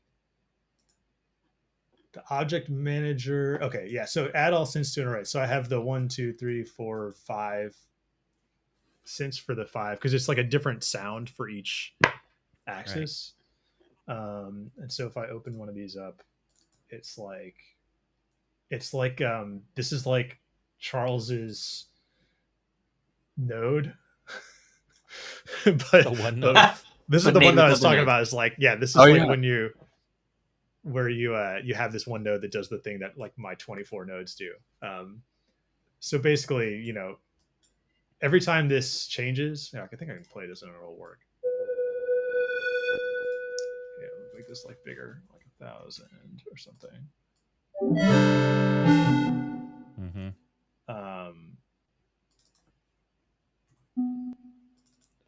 Y'all are gonna really love actual polyphony. It's going to be great. Yeah. So each time it changes, it plays on a separate voice. The voices are super simple. Panner, filter, oscillator, and like has all the quantization stuff built into the notes, so I don't have to like worry about that elsewhere. Although I don't know, I kind of like doing it in blueprints, but here I just this makes me so sad. Like we just FYI, I'm gonna do this real quick. What if you could have a node that would take as an input another meta sound? Oh God, don't zoom in on me. What if you could have? Fucking, now I'm looking at myself talking. It's gonna be the clip. All right. What if you could have a metasound node that takes another metasound source as input with parameters that specify the like voice stealing and all this shit, and then it under the hood instantiates instances of that? Yeah, I like that. Would you like that? Would you like that? That's what I'd like to do. We want to do that. Yeah, so would we. So I could just have 6 of these. I Yeah, could just have one of these all that shit in a thing. Yes. Yeah, exactly. Because I end up. That's depressing. Looking at, I'm like, we need to get a poly node going. Yeah, I know. So I mean, normally when I would set this kind of thing up, I would make a audio components and just make a new like, okay, this is the note. But that's still too much work. It's still too much work. It's still kind of a lot of work. And I don't know. I just wanted to keep it in the metasound. This is like the fun part for me, anyways. Just that that basically. All right, here maybe I should find where I'm setting it. Which I think is in this orbiter. No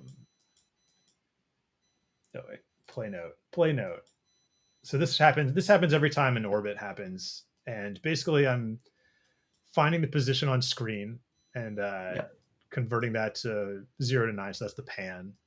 I create a random float, which is the seed for each. So I get the same note every time. It's a different note, but it's the same note every time it repeats. And then just setting the one float parameter. So if I go into like this table, which is still playing, if I change this to like 189, it should go on like the right channel. Mm-hmm. If I change it to 181, it'll go on like the left channel. Weird. And then if I make this 0.1, it should like that's play interesting. Quietly. So this is like the size of the radius. If it's a big radius, it'll have like a brighter timbre, and if it's a small radius, it'll be like a little filter. So you're like using the number that's in the fractional part as another parameter. So it's like so it's like the first digit is the pan, up here is the seed, and then everything down there is like the timbre. It's absolutely insane, Patrick. But what's the why? Why did you do that? Okay. Also, why a float? Like I feel like that's... I should have done. I know I should have done it with an integer. I realized like too late, but because this is why we need bit masks. Yeah. So, but why? Just like 3 parameters, 4 parameters. I know. Well, I know. Yeah. You're insane, is what you are. Does it matter to send? No, only, it doesn't. To do only. None of this matters. That's the secret, by the way. And by this, I mean literally the sum total of everything we are talking about and more. Hey, he's reducing his parameter calls by 4. Okay, I'm reducing the parameter calls a lot. Patrick really cares about the foreman. It's like one optimization and ignoring all the other optimizations that I could easily do. I love that. But this it was is like, what you're oh, I taking could do issue this. In our other project, I was doing some profiling recently, and I realized that like we're doing a lot of parameter calls, and it's like actually meaningful. Yeah. And so I was thinking about recency bias. Parameter calls. It doesn't have anything. Doesn't matter for this.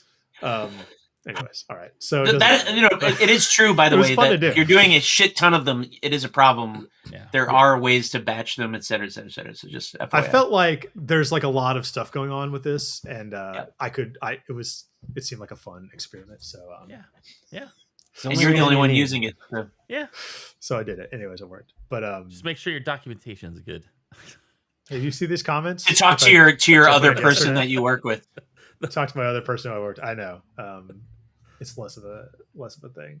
Let's see if there's anything. But this is the kind of thing that's super dangerous for people listening to the thing where they're like, Patrick Hart packed 5 parameters into one float per. We should do that. Oh no! This is the 45-second delay all over again, which I still feel terrible about. What else is interesting? I'm seeing if there's anything else interesting here. This is like the main gameplay thing where, let's see, when I click and I start clicking, I spawn this Niagara system, which is like the little circle, and the maybe we can look at it. Is it pulled up? Yeah, this is your chance, Aaron, to pick Patrick's brain about. This is like the simplest there we go. Niagara system though. It's just let's see, what's this one? This one's the circle. That's the minimal one.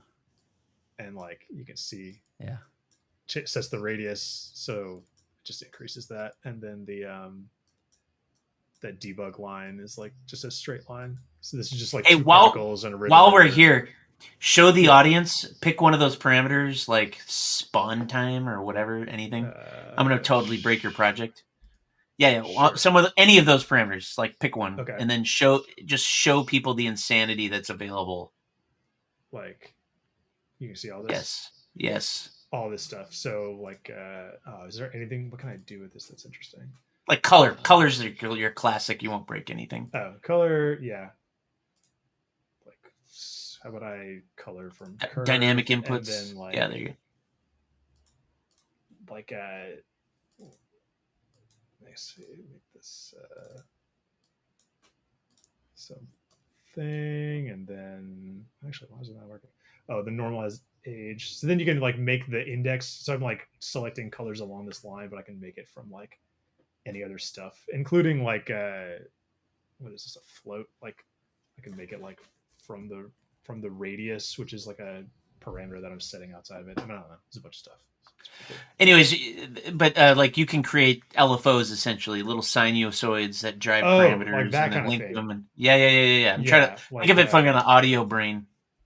Like I think it's dynamic inputs, maybe. Yeah, but I gotta convert this to like a float somehow. Make linear color from float, and then I can like get a waveform.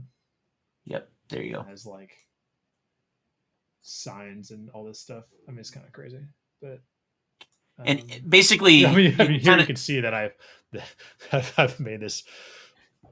But so the crazy thing is that every parameter can be automated and automated by other parameters. Then you can create internal variables, which are essentially your patch cords. You can like just go insane where things are connecting to things, and so in the middle here, the other big pitch on audio is like in the middle here, how he's got these stacks. Those essentially are like related things in a given renderer, and so if you want to make a ribbon renderer or a the sprite renderer. I say that's a sprite. So anyways, once you select the renderer, this sort of stack then transforms as to the things that renderer understands. And then each of the little things are called modules that have behaviors that can be coded up or scripted.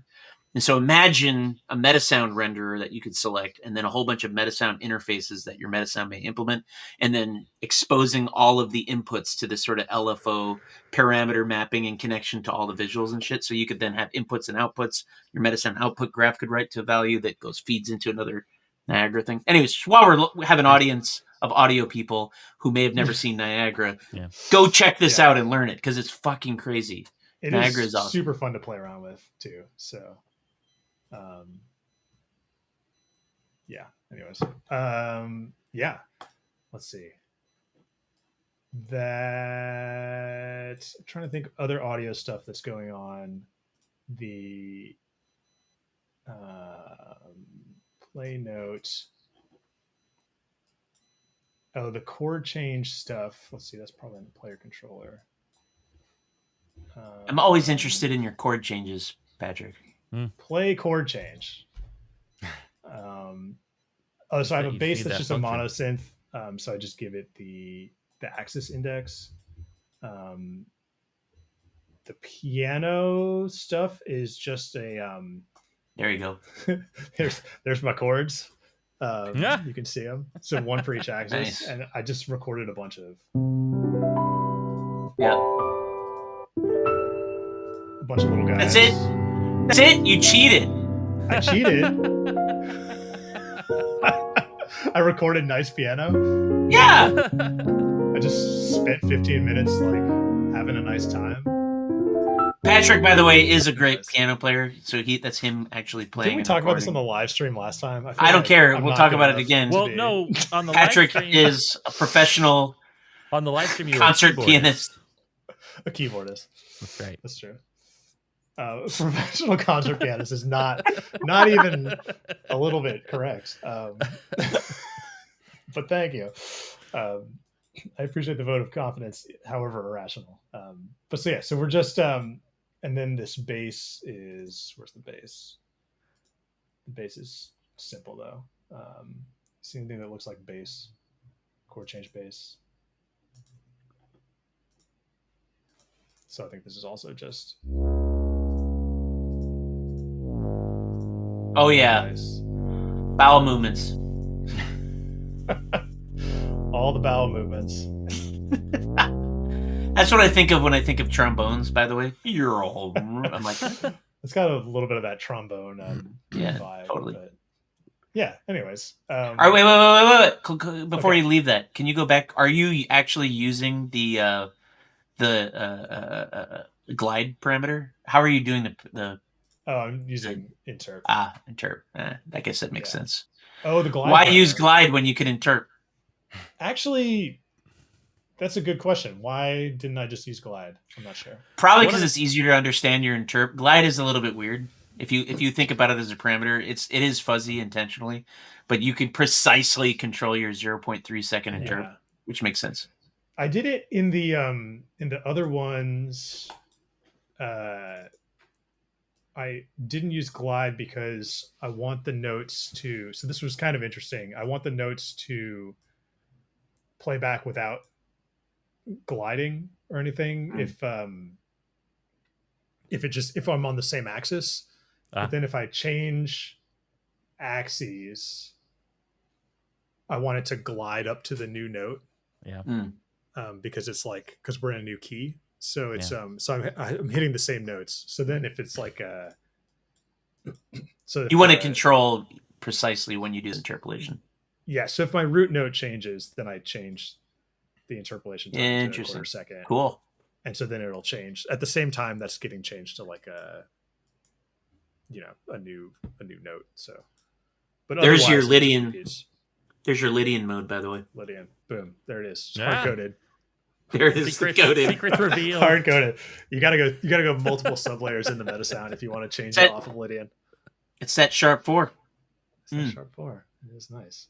All those piano chords, also Lydian. Of course.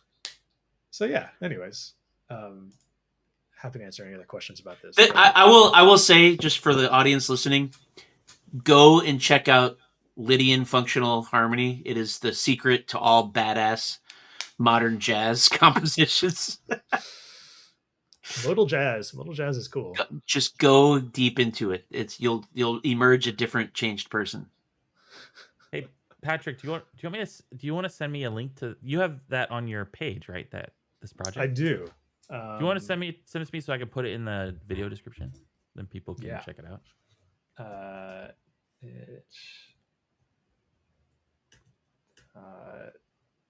Tapes. I don't know how that works actually. Here it is. You can download it for free. That's right, because it was just part of this game jam. So yeah, that's awesome. So yeah. Anyways, yeah, I'll send you a link to it. But yeah, DM it to me and I'll add it to the sweet thing. Yeah, I'll check it out. Everyone, go play at home. Get your best score. Your best 5 minutes. Yeah, if you can beat 5 minutes, then let me know. You see, I like how it's a game that's fun to listen to, and its also goal is to like be as short a experience as possible. Like you want to get through it fast as like a win condition. Yeah, but I like you also want to listen to putting speedrun timers on like anything. I think is like the secret to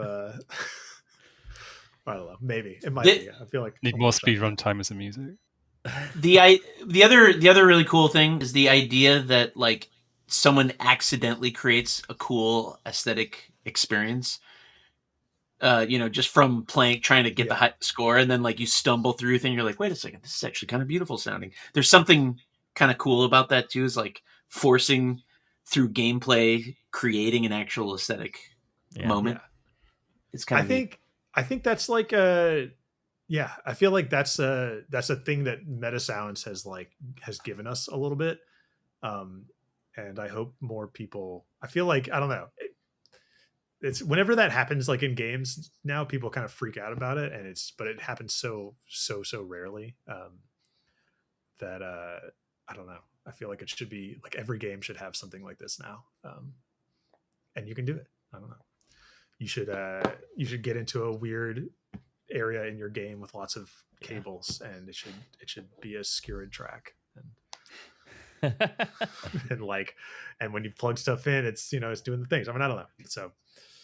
But yeah, Charles, have you checked out Patchwork on UEFN? A little bit. A little bit. Yeah, not enough. So then you can make your Rat's Nest 3D modular synthesizers. Rat's Nest 3D. Right. You don't have to make another one if you don't want to. It's fine. Oh, 3D. Oh, yeah.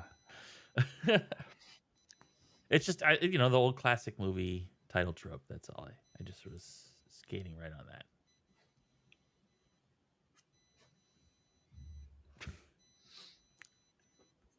All right. Well. We're actually pretty close to the time. Oh, I'm hearing myself. Sorry. Masterfully dubbed. That was like weirdly timed. Yeah, it was pretty good. Well, if I can DM through here.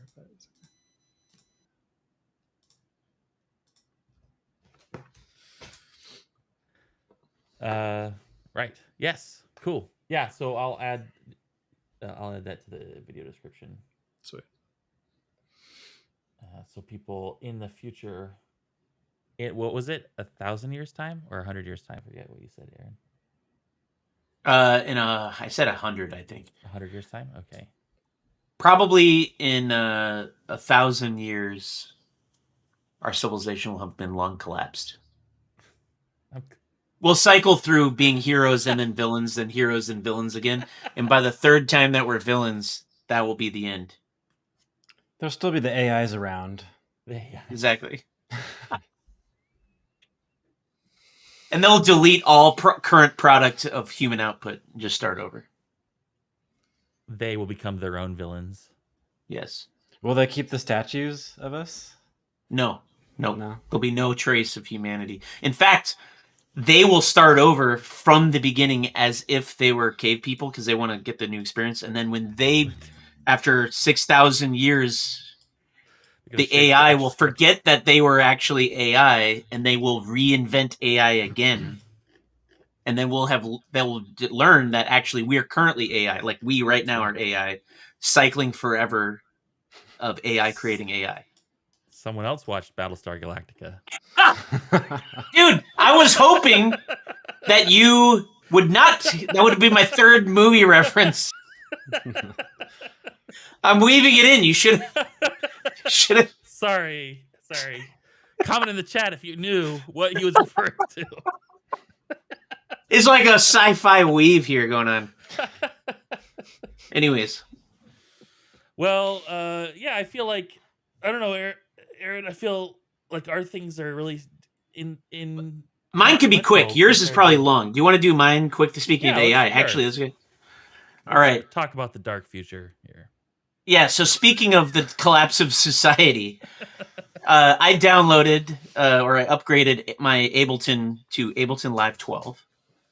And one of the features that is now built in to Ableton is AI source separation and AI wave to MIDI. And I don't know for sure if that is new in Live 12. Maybe that happened before. I've certainly haven't used it. So anyways, what I was going to do, I was just messing around yesterday with it. I'm a jazz musician. I don't know if you know this. I play jazz. My speaking of AI, I have like an AI camera that follows me. Anyways, I've got a trumpet here. Look at this. Or actually, this is a cornet. So one of the things that I do is I practice jazz music. And a common thing is to find like sort of rhythm section backing track. And it's like a whole cottage industry. Like if you haven't done this before, because maybe you're not a jazz musician, pick a jazz standard. Like, actually, this might be a fun thing to do on a Alice live in Wonderland. Okay, Alice in Wonderland backing track. Type that into Google. Everybody, I'm not going to do it. Boom, right away. Jazz backing track, play along, Alice in Wonderland, and you'll just see a whole bunch of these things. So YouTube has become sort of the go-to for a lot of jazz musicians to just find backing tracks. It's just the rhythm section. And then and you can also, as a drummer or a bass player or a piano player, find backing tracks that remove that instrument. So you can practice playing along with other professional musicians. It's a huge thing. They've been doing it since the 70s. Or, the guy or that in the started case of the drummer, you are the backing track. So. Or you'll find a backing track that has bass and piano, but not drums. And then you'll just play the drums along, right? So anyways, this is a big thing. And there's a whole cottage industry of people selling music that just does this. It's like, and Jamie Aebersold started it. This is kind of one of the secrets of jazz musicians. Like, because it's hard to get reps, like with other musicians.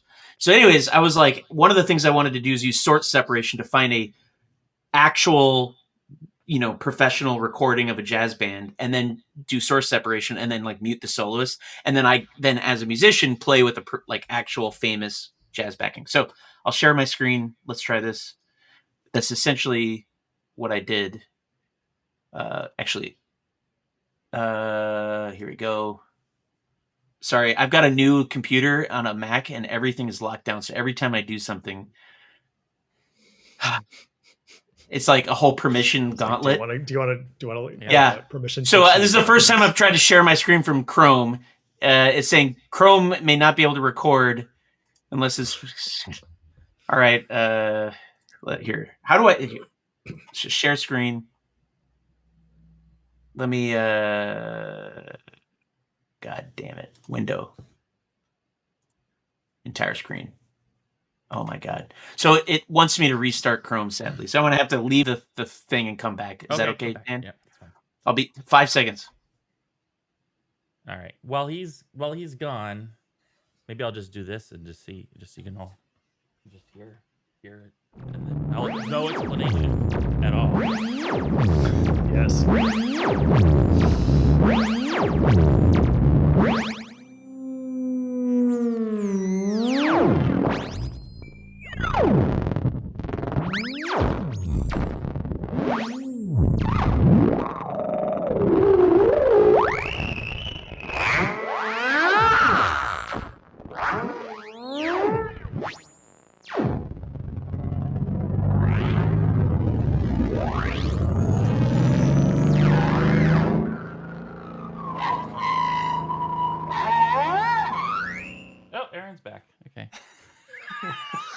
Actually, wait. That was I joined and it was like, what the fuck is going on? Where's the option? Okay, I'm gonna just try this. Hopefully it works. Anyways, all right. Can you guys see my screen?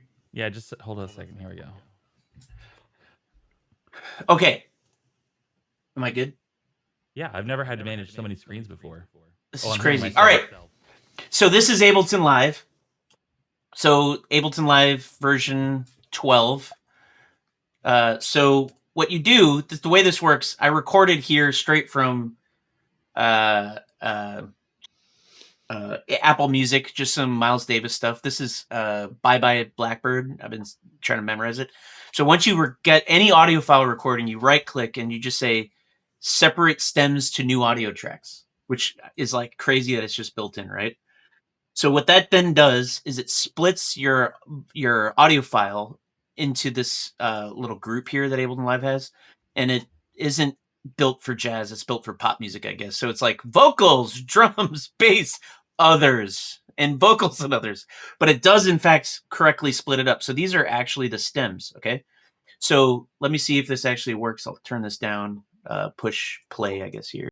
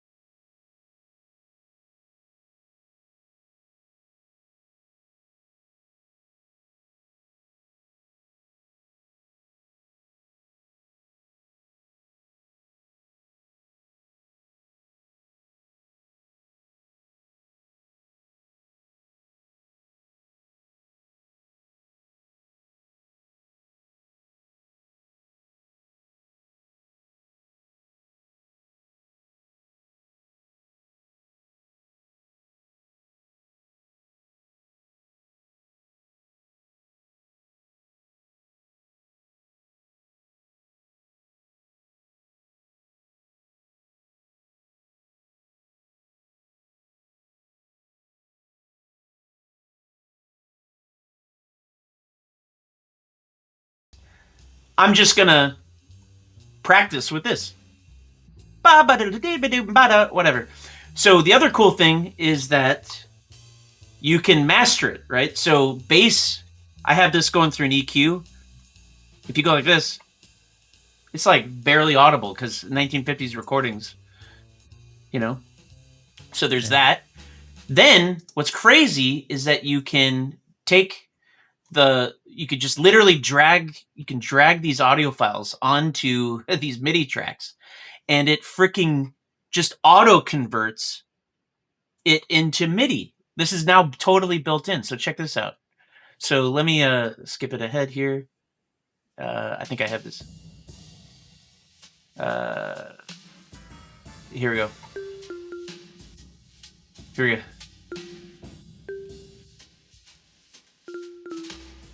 So here. Oh, it's a little bit off. Cheesy, I know. Sorry. Give me a second.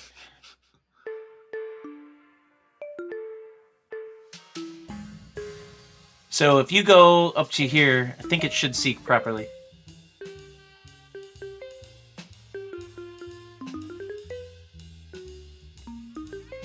Let me go back to the... I have this crazy thing here. This reminds me of like seeing jazz shows in the 90s when somebody would be like playing a solo on some super shitty keyboard. And, like, I know, it's so terrible. It actually got it sounding good like, for the demo. With like a sax player doing it. Yeah. I'm trying to find the here we go. Oh, come on. Can't figure out where I'm panicking now. Where's it? Here we go. I don't know. I'm trying to figure out where I fucked up the audio. Where the hell did it go? Anyways, some UX feedback for some UX. Yeah. I can't figure out where the fuck it went. All right, there it goes. Anyways, the point is that it's really cool, and we are living in a dystopic future already. Yeah. So cool. Anyways, that's really cool. I think they're. Yeah, actually. Yeah, I stop keep hearing sharing. myself with that. Yeah. Thing. Stop sharing. I'm just gonna mute it. Okay, there we go. Cool. Yeah, I think I don't like to talk about generative AI in particular because I have a lot of disdain for it in general. But so I try to avoid it as a topic on the stream. But I think we are sort of facing an inevitability with various subclassifications of AI, however you want to sort of throw the word around. And I think it's really good as creatives to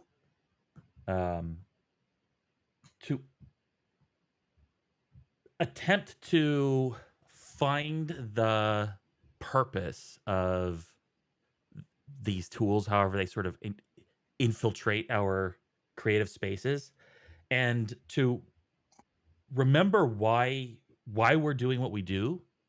And hopefully if we do that in a really honest way, a sincere way, then what shakes out will be really useful to us.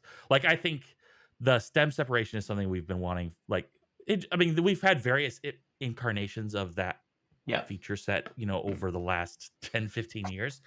But I think, the closer we get to be able to separate stuff out, makes a lot of different kinds of stuff. Like I mentioned off stream with you in the conversation earlier, like forensic audio, like forensic tools. We use or remastering, scrubbing, remastering. Yeah, I'm always sort of dubious about remastering because mastering is sort of motivated as well, and like that could be contentious, right? Like, okay, we get this mono recording from the 50s, and what does it mean to remaster it?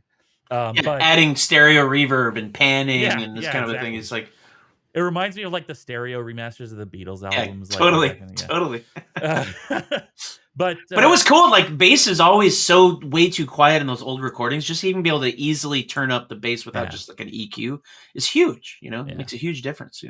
Yeah, and sometimes that's the transfer, right? Like one of the problems, especially in the older recording era days, is like vinyl records skipping needles if you had too much bass, and so that they would reduce bass on the track in and then try to enhance it on the playback, and so sometimes you get these old recordings that just have it removed, or ducked down. But I also want to say, and this is something that I brought up on social media, is like, especially as creatives, it's really important that we realize that if they're like, don't let AI substitute something that you want to have a skill in. Like, it is very like the friction that we feel when we do work is just us exercising, right? Just like you would physically exercise, us doing the mental exercise to whatever, write a letter or transcribe a solo, right? Is us improving or maintaining that skill. And it's important to us as creatives because there's sort of this weird fervor in AI spaces to like create, like have AI create. That's the fun part of being human. What the fuck? In proxy of humans. And I think that it's really important as creatives that we sort of make sure that we're constantly aware of this, that if we want to have that skill, if we want to hold on to these skills, some of us have already developed skills, but if we stop using them, we suck at them, right? And transcription is ear training, right? If you want to have a good ear, then you should transcribe like that. That should be part of a routine that you have, just like you would exercise if you wanted to be a good runner. And so I think it's really important that we remember that. I mean, there's lots of other reasons why generative AI and like large data centers are problematic, but I think there is a deeper thing about creativity and thinking about ourselves as an instrument of the things that we want to manifest in the world. So Well, I also just love the idea of being able to take any jazz recording I want, rip out the soloist, and then use it as a learning utility. I mean, that's cool, you know. But then, but the sad thing then is that the cottage industry of people making backing tracks then, those sad people. Well, I mean, there's other stuff happening there, right? Like variety in like, you know, jazz is a interactive performance, right? And so in some ways you're listening to a rhythm section, they might do something that you, it's like you half would the wanna vibe on. conversation. Yeah, exactly. Exactly. And That's so, actually one subtle thing is that backing tracks that are made to be backing tracks don't have that vibe of spontaneity because they're not reacting to a soloist. The best ones actually secretly have a soloist. I've heard that they'll like just not record the soloist, so they'll put it on a different track, because if you can hear the difference. A backing track done without that is stale. If you have one with a soloist, it feels more lively and vibrant because there's a conversation there. And then when you remove the soloist, but as a performer on top of it, you actually start responding to their reactions to the ghost performer, and it feels more lively. It's actually like a weird psychological thing of a jazz musician playing on top of a rhythm section who's doing weird stuff that you were like, oh, like you feel yourself getting sucked into the black hole of the non-heard part of the conversation of a stale thing. It's actually subtle, but it makes a huge difference. It's way more fun to improvise and practice on a backing track that is the other half of a soloist. Just FYI, it's kind of an interesting subtle psychological thing. Yeah. Well, it's just like if you were an actor running lines against an actor who's doing a really great performance, right? Yeah, exactly. Yeah. How dare you do it? And then you're like trying to run the lines against it. You're like, oh, because blah, blah, blah. You know, like you feel the other side of the conversation. That's exactly right. Yeah. Yeah. Yeah. That's the human part of the daily work. So, yeah. That's one of the, so there's a whole other thing. Just the world of jazz aids learning is fascinating for people, I think, that don't do it. There's apps that you can run that are like band in a box. They just like canned performances. They're great for like just studying or looping a thing if you need it, but they're horrible for getting a vibe of spontaneous creativity. Just FYI. Yeah. Those exist as well. Well, and I think you would probably agree that the best scenario would be a regular jam group session that you practice with, or go to a jam session. Yeah. It's not just a group. Like a group is like your safe space. Go to a jam session with real people and an audience. That's the best way to learn to do it. But it's hard to like memorize tunes in that scenario. So if you're trying to like, get the reps in, doing it live in an audience is difficult. Walk into a bar on Bourbon Street with your trumpet, and I've done that many times. Yeah. Maybe not Bourbon Street, Frenchman Street. Oh, that's right.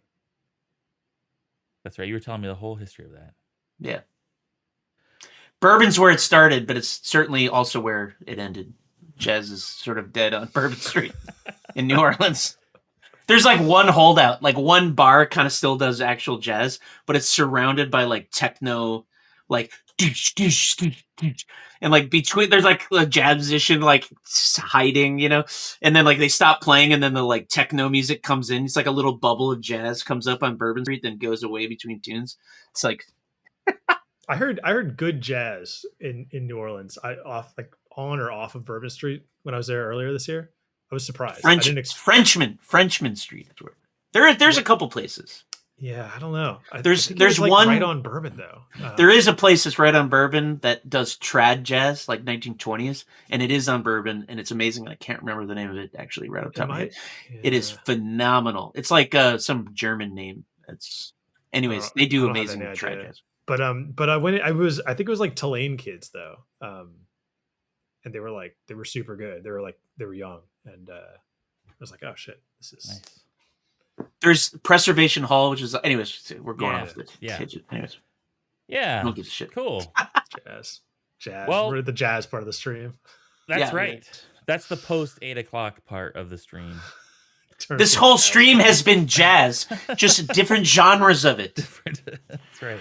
We started with Skirid, Rat's Nest, Actually, Rasness 2 should add some swing. It's my request. Okay. Yeah. And then solve jazz for us, please. Solve jazz. Solve jazz. Or resolve. Or resolve it, yeah. All right. Well, yeah, cool. Thanks. First of all, thanks, Charles, for joining us. Well, thank you. You know, I hope it was. Do you want to end the stream with you doing a jam, Dan, on your little synth? Oh, yeah. I mean, yeah. You have it hooked up. I Let's. Oh, you just didn't hear it before. I heard it for briefly. Yeah, this is like an unexplained. So, let's end it on this. I want to hear it because the brief segment that I heard, I was fascinated. Play us off.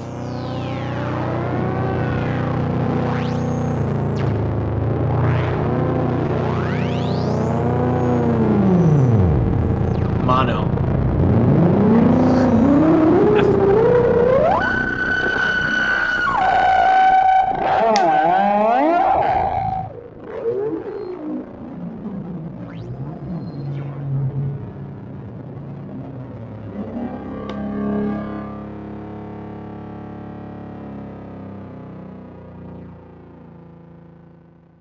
I want to say that what you just did makes a lot of sense to me. Nice. What is this hipster module? Hypester? Yeah, hypester. It's pretty cool. It's like a Strange Attractors module. So it's chaos, generates noise. Yeah. Here, let's see. Oh, the screen. Because I have to be honest, I'm strangely attracted to it. Ah. Yeah, I guess the screen goes here. I think I've had it on too long. This is a sound design oriented skiff, and Is that an excuse for the fact that you feel like you're not making music?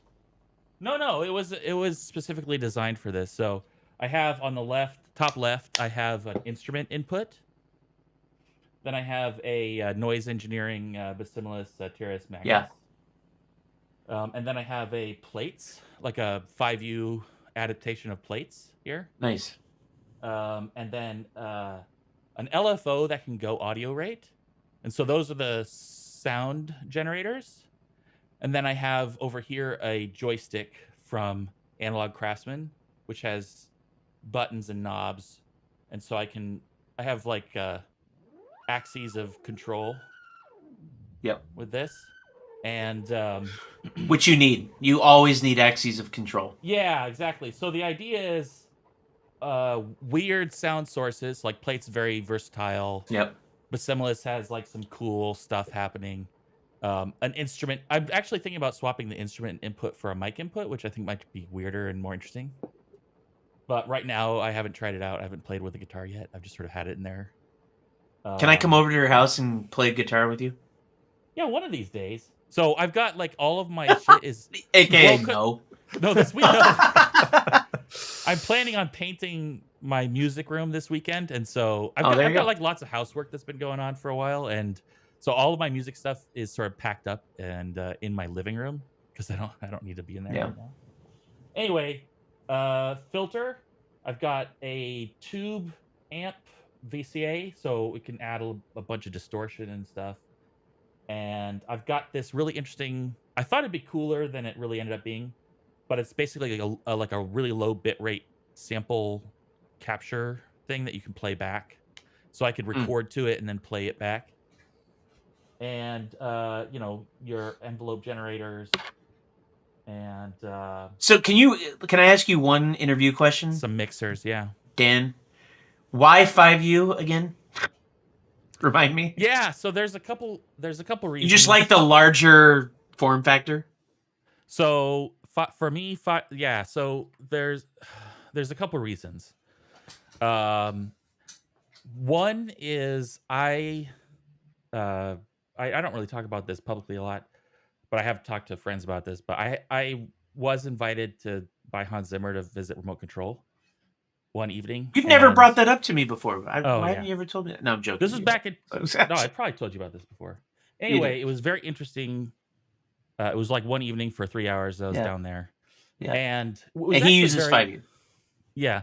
Well, it was very... there was something validating about it, because there is a kind of suspicion, especially when you're starting out, that like the super celebrities have like secret sauce, and going there and realizing that, oh, they're using like Pro Tools and Cubase and the stuff that I use, was like, oh, they're just doing the same thing I'm doing. They're just doing it at a different scale than I'm doing it at, right? But one thing that they had there that I didn't have was 5U modular, or just that was the modular, one like, thing missing in your that life. was one thing. Yeah, completed. exactly. There you go. Anyway, nothing came from it, so part of me was like, well, I can get into that. But then also, what I've sort of discovered, because I do have some Eurorack stuff, is maybe it's just me getting old. I don't know what it is, but like I cannot work with Eurorack because everything's too tiny. That's what I'm saying. That's the larger have, like, form factor vision is not a joke. Like I'm like trying to read parameters, and I've Exactly. got like a flashlight or something, like Yeah, I'm trying to read the thing. Yeah. And they like try to really condense all of the knobs. And Yeah. I mean, this is pretty dense, but like I went through a period where I wanted to get the smallest Eurorack modules, like the and I 2HP regret that ones period. or whatever. Yeah, I totally regret that period, because I was like, now I've got these I'm like, can't. I like, you know what? Spread it out. I'm back to Moog. I'm back to believing in the Moog, space. Yeah. And then the other thing is that if I want a modular wall like Mr. Zimmer, then I can buy fewer modules, because these are 60%. It's an economic thing. 64 space. You just need more. You just need more square footage of like room. Yeah. Well, and plus you can more easily create that. I remember like when Dan got his Zoom thing at work. He was like in a modular synth cave. He's just like surrounded himself. I'm trying to recapture that. That's the work that I'm doing on the room there. So yeah, sweet. All right. But yeah, the goal here was to make like this is so one of the things that happens is if you get into modular, you like at first you go, I'm gonna get everything and I'm gonna put in one big huge thing, and then you realize that just becomes like a single multi-purpose instrument. Like you can just sort of configure it, but it's hard to sort of like.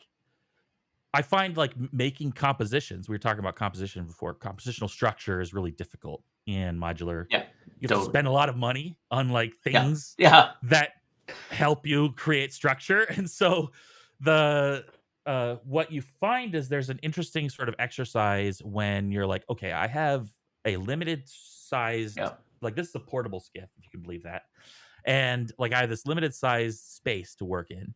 And then you realize, like, I want it to fill this purpose, right? Like building your own instrument. And so that's this as an exercise. Is like I wanted to create a skiff that would help me make some weird noises. Yeah, cool. And so that was the idea behind that. Oh yeah, the cluster verb is like a granular reverb from what do they call Manico Labs. I forgot the name. Anyways, we're probably way too late. Charles is about to pass out. Yeah, let's wrap it up. It's almost morning there. Yeah. All right. Is it showing? Thanks everyone for joining us, and we'll see you next time we do this. Oh, actually, next time is actually going to be the time after next, because we won't be here next time. So the 18th is likely going to be the next time. Yep. Thanks everyone. Bye. See you, everybody.